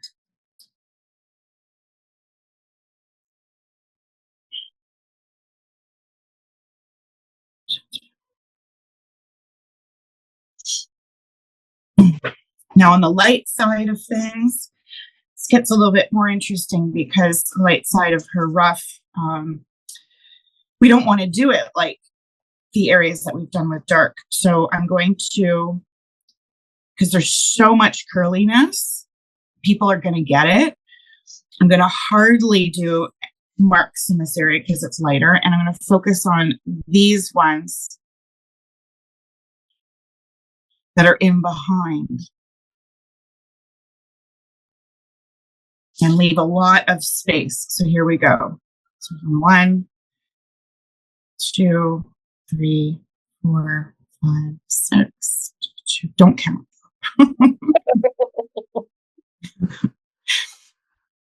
So that's really all we need, just like in here. We don't need it anymore. People are going to get it, right? Because of all the other craziness. So less is really, it's actually a beautiful thing to leave so much space there. And it is going to translate into a light area. And just like a camel, she does have whiskers.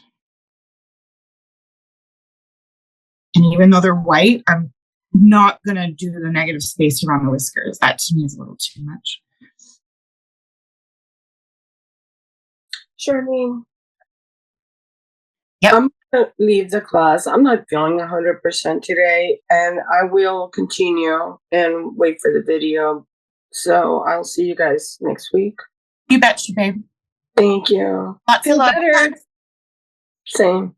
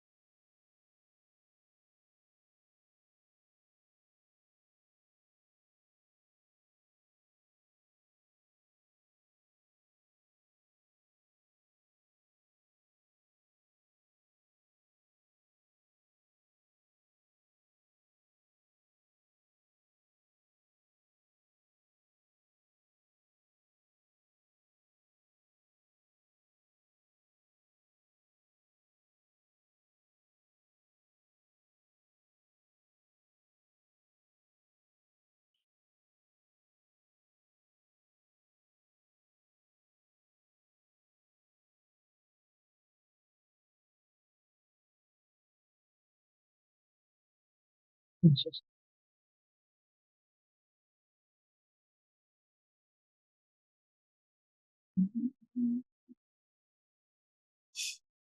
before I get into the rest of the other part of the face, does anyone have any requests of want to check in or want to ask to start in a specific place? Can I just check in because it's driving me crazy? Yeah. That's a good reason why, Pearl. Oh my gosh, she's fantastic. I don't know. I just can't see anymore. I just can't see it. Well, that's fair. That's fair. I think having some distance and maybe a little bit of a break. Listen, this was a lot. Like she was a lot of hair. And yet it's there. You got it. So please trust me. It's okay that you don't see it, but I do think you will with some again, perseverance. It's you got to persevere to repeat all the patterning. It's you could I'm going to actually show I really want to show something, okay? Because we did talk about like, there's many ways to do ink. So I'm just going to for a memento do Harriet in a different way. Okay?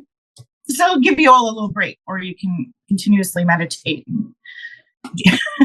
So I'm going to sketch her out kind of in a similar way where we've got her head and her eye. I'm if I'm singing, it's because I've got like classical music on and it gets me sort of humming. Okay, so she's got her little hat, her little ear.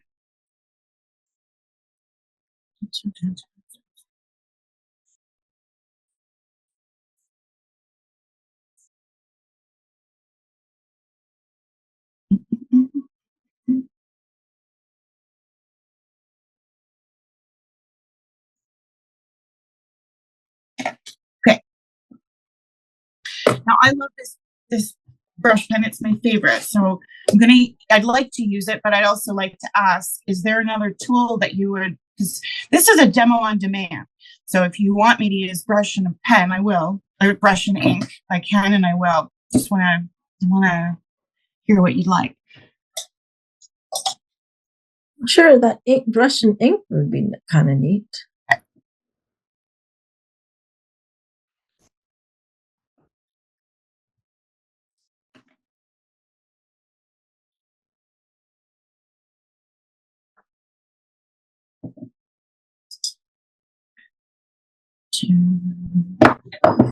I've got water here too, so I'm going to be, in that sense, using a gradient because I can.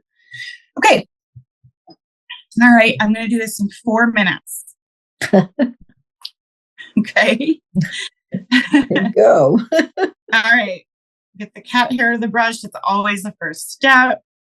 Okay, I'm going to come in and do these negative spaces, the darkest spaces.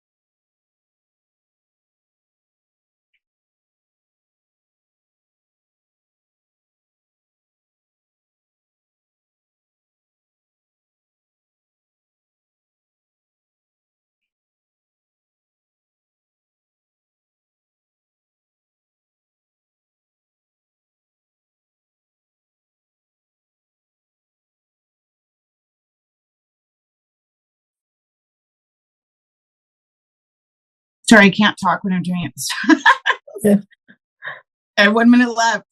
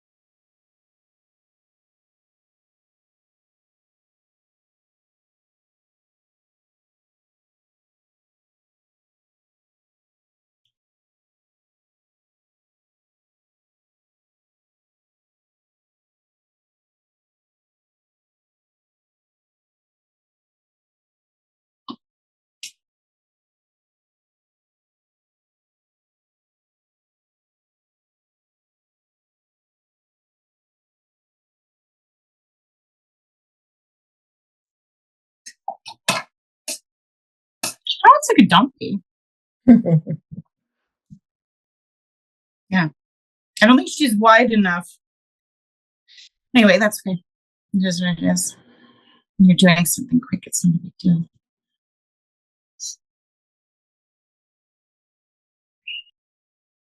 I think this should be wider.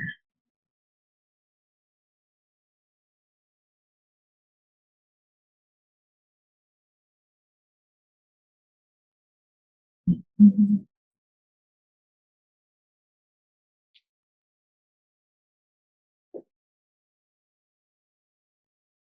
So with the brush, it's about just getting the right shape. And this is why people tend to have favorite brushes.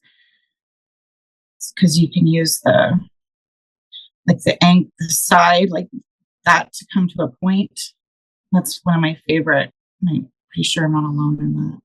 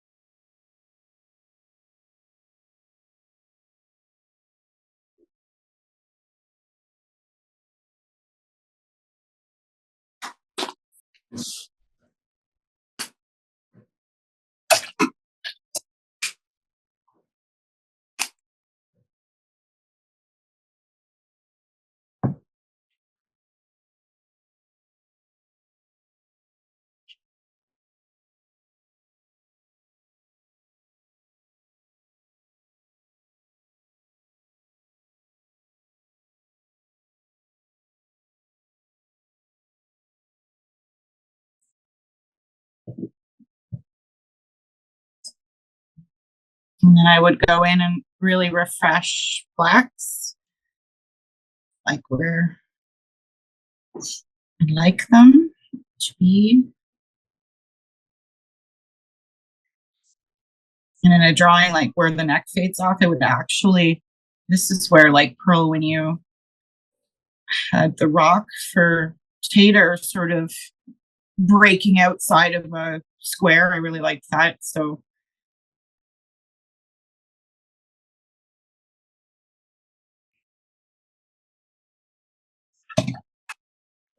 and then with the wash just coming in and making anything a little more gray, especially on the right side.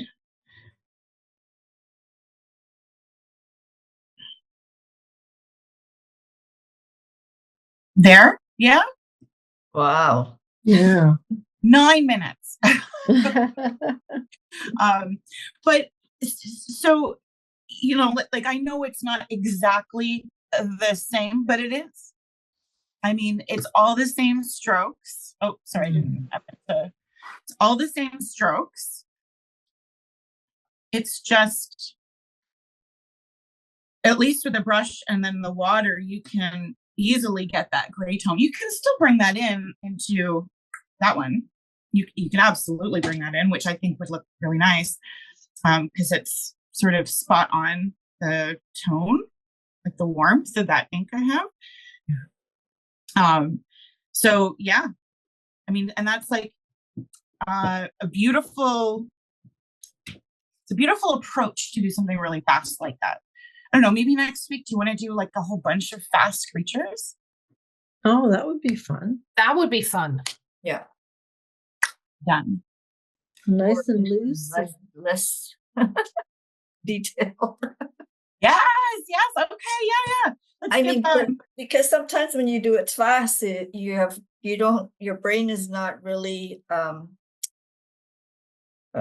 like fighting it. So you just do it by feel, which is, you know, most of the time I think it just turns out, you know, decent. So if we time it, it would be great. It'd be good exercise. Fantastic. Well, I will set that up. I'll send you a contact sheet of animals range. I'll look at the notes that we have mentioned and come up with. I might just sort of go through. I have folders and folders. Like I tend to look on Google, but over the years, before Google was a natural resource, you know, I would save photos. So I'll go through and I'll put together a variety of things, and I'll send you a couple contact sheets because they're going to be small. You're not going to have to print out full portraits on one print. Okay, that doesn't make sense to me. So it'll probably be like 4 up on a page or something. And it can be with whatever tools you want. It does not have to be with the brush and ink, but if that's something you're interested in, because that's what I think the project would focus on, is how to use that tool to capture the likeness. And if that means, and I'm saying this also for everyone, those who are not here and watching the recording, is that you are welcome to choose, say, watercolor pencil crayons or watercolors along with the ink. Okay. All right. I'm going to finish up the eye here. Like, this is an interesting thing. Which do you like? You know, this is more sustained. It's what we call a sustained drawing. And this is gestural. I like the gestural. Only because maybe I'm trying to paint a little more loose. So I like to see if I can do it quickly and just, you know, like you said, put down that mark and be happy with it.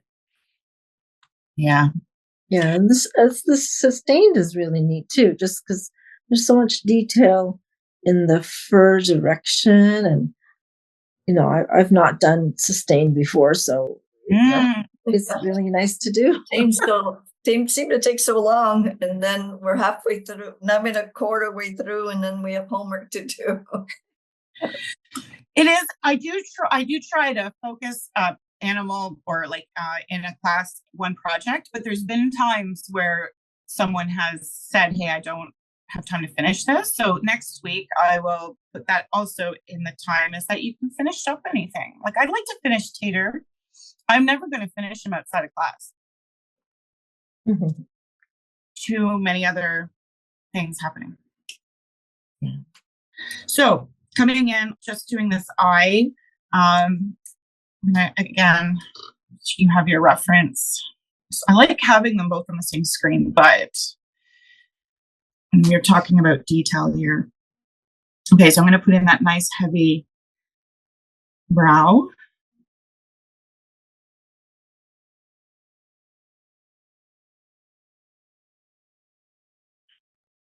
Look at how that comes into the bridge of the nose. There's hair coming up there, so we really want to have that hatching, identify that, and then it's just a couple of hairs in here because it's actually a very light area.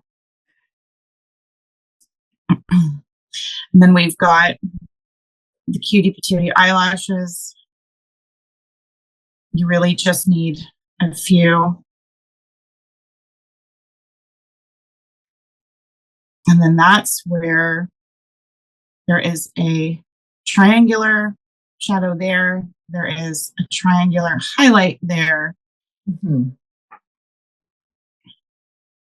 There is a little baby highlight here. This is, again, negative space where even if you drew in all of those shapes, like even if you drew in those triangles for the highlights, you're still marking in the negative space. So in the future, if you want to draw out a more highly rendered animal and create those pockets, those are the types of pockets you get when you use a projector or a light table, right? Because you're tracing. I can totally appreciate that it might help to start to understand and get your brain thinking about that stuff. But the next step that you're moving on to is exactly what we're doing. And I tend to want you to think that way. And yet I appreciate that sometimes people need a little bit of a different beginning. Okay, so there's a lot of dark here, and this is the foiling. This is what we call foiling, when a dark edge is creating the light edge.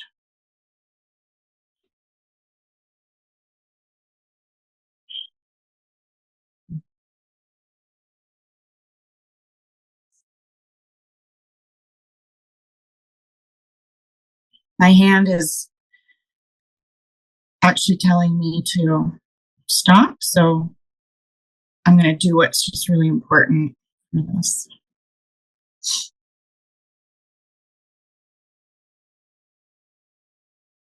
Again, this little part between the nose and the mouth, it's better to do hatches there. And then she's actually got shorter hair in here that gets long because there actually whiskers out.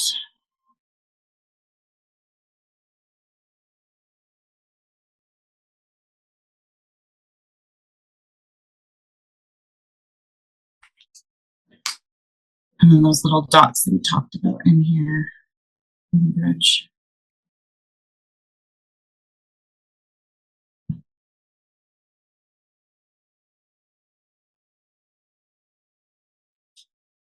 Are you always using the same marker? Because sometimes it looks more pointy than other times. This is the same marker the whole way through. You're so, please always use your finer markers if you want. This marker just has a really good point to it. Is that the Pentel that you load up with the ink? Yes. Does that dry up fast, or how do you take care of that? No, you don't have to do anything. Just cartridge. It? It's just a cartridge. Oh, it's a cartridge. Okay. Yeah.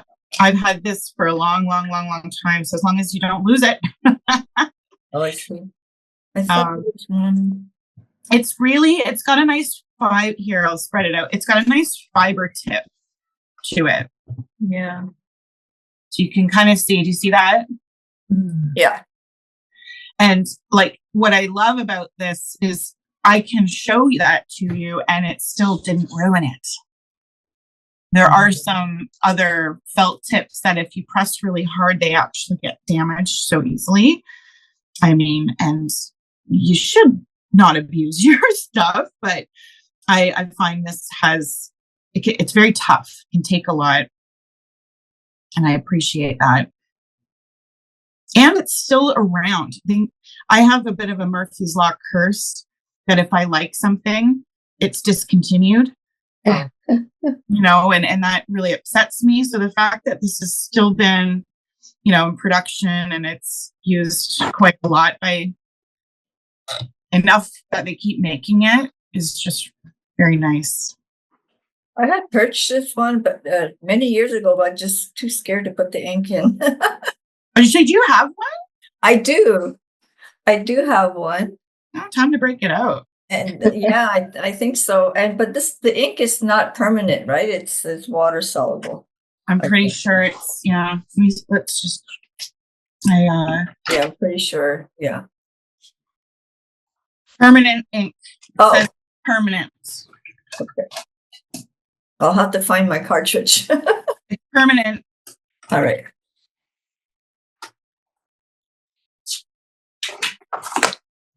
Okay.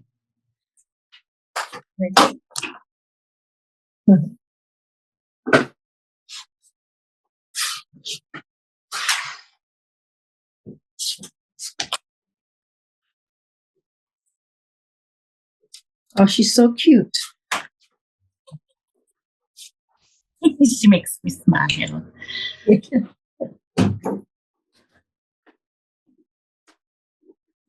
She's actually the epitome of like kind of what I wanted to focus on in the class. I told you right when we started is I wanted to do goofy animals that made us smile. And even though Herbie also did it, that I really think Harriet, sorry. It can't be Henrietta. It has to be Harriet. I really think she nailed it.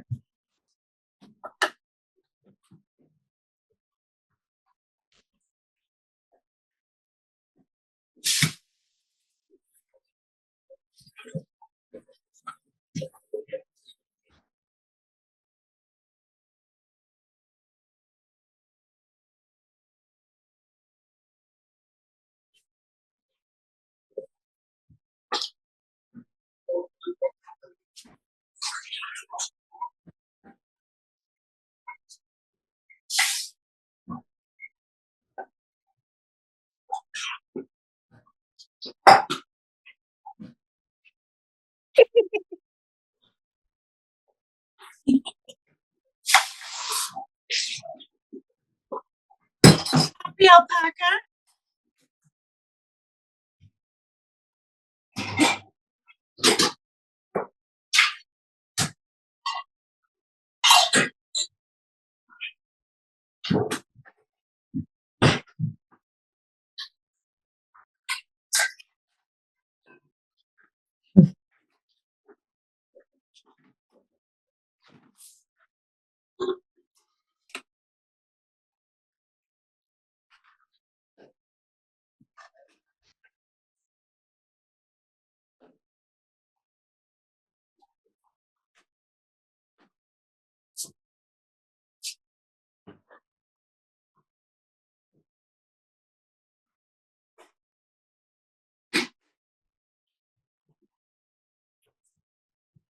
Oh, she's cute. Yeah. And she knows it. I think alpacas and like llamas and ostriches they all have like this really neat attitude about them. I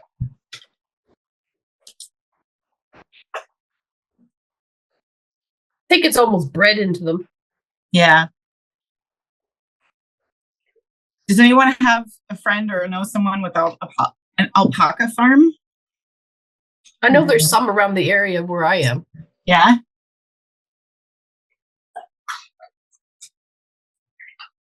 I was told about, a friend who she, at some point in her life, went out to BC, bought like, 100 acres and has like 200 alpacas, and it's just her. Wow. And I'm like, that sounds like a lot to take care of. But apparently they're pretty independent.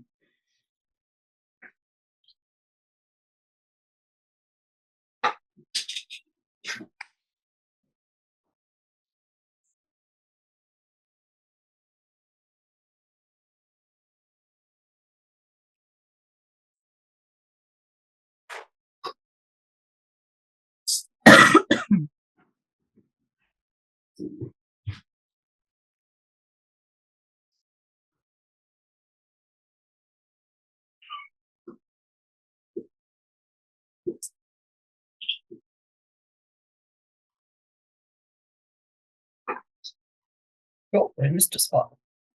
Where are you?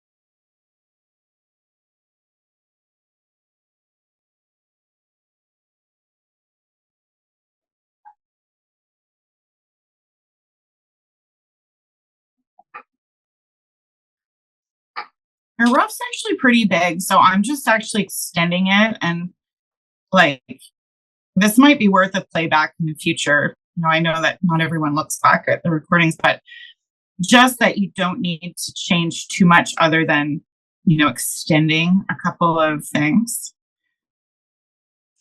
to make the rough look bigger. I just feel like it's worth exaggerating.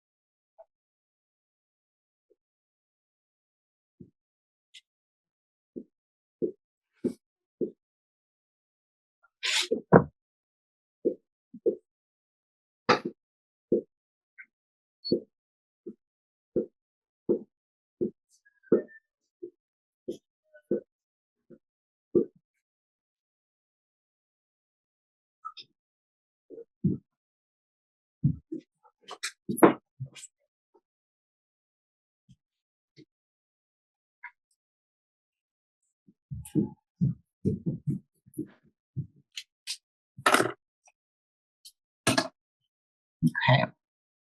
I'll do a little ink wash for value, and then we can check in. Just do a share, really, because it's all about repetition. And just save her for next week. Okay. Just going to come in and put in a very subtle ink wash, especially on the right side of her.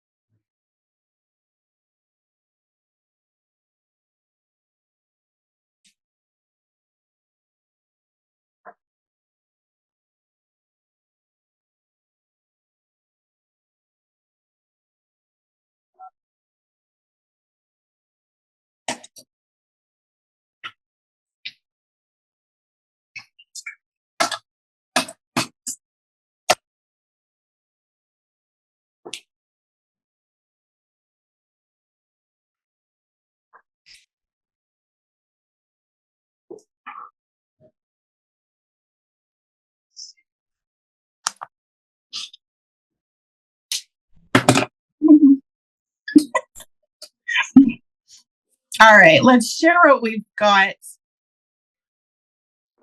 No matter where you are, you can be proud. I'm gonna actually do it. Oh my gosh, Matt. How do I get rid of myself here? Remove there. That's There. incredible. Oh, the color. Yeah. Nice. Oh, I love the color.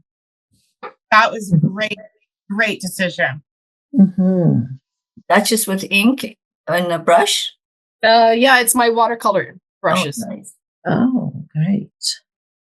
Wow. Beautiful. Well, she turned out pretty good.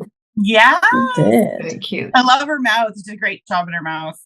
The attitude. And her hair. You got it, baby. You got it. And the attitude. Yeah. I was catching up on my Judge Judy this morning with breakfast because I always watch Judge Judy. It's like a daily thing. I'm not the only one. There's lots of people. And I do too. do you? You see the one from yesterday? Oh my God, this contractor had such a bad attitude. And she's like, excuse me, there's only one person allowed to have attitude in this room. And you know exactly who she's talking about. And that's Harriet Styles. Okay. Go ahead, Annie. Let's hear. Hey. Oh, Yeah. nice. Look at that. Wow. It is wonderful. She's great. Hopefully you can put in some time to meditate, if not next week. Oh, yeah. I'll spend some more time doing this. Maybe today. Keep going. Yeah, I know you have a daily practice. It's very inspiring. For what it's worth, like we all know each other's names, from the Zoom for the most part. We can follow each other on socials, support each other that way. And then there's the Facebook group. You're very welcome. It's a safe, private space. Yeah. Oh, hi. Hello, Mr.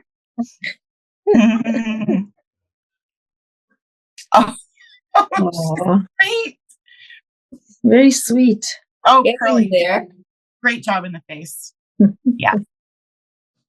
Hey, it's kind of cool. You've left the longer hair now, and so you can get into a rhythm of that where you've done all the short bits. Yeah. It's good. I mean, if the longer hair, if you can keep that with a brush pen, it should happen faster. It's all the small little hairs, the directions in the face, that took the longest. So yeah. If now you can go in with more of those longer strokes, keep practicing that variegated line, and enjoy it, have fun with it. Next, so awesome. Thank you. Awesome. So collaborative class. Thanks so much. I like doing things as we need them and talking about what we need and what I can do for you. So next week I'll put for everyone that we'll be doing some gestural work. I will write a note about materials and that also anyone, say even that didn't make it to today's class, can use next week to do Harriet styles, or and we can finish up anything that we haven't. And I'll ask everyone to bring back their works that they have and haven't gifted or sold, so that we can talk about to kind of the collection that we've done. And if we need it, I'll have a backup, but I doubt we'll need it. So let's just, go with being gentle with ourselves. It's been fun. Thank you so Thank you. much. Love you guys. Have a great day. See you next week. Bye. Bye-bye.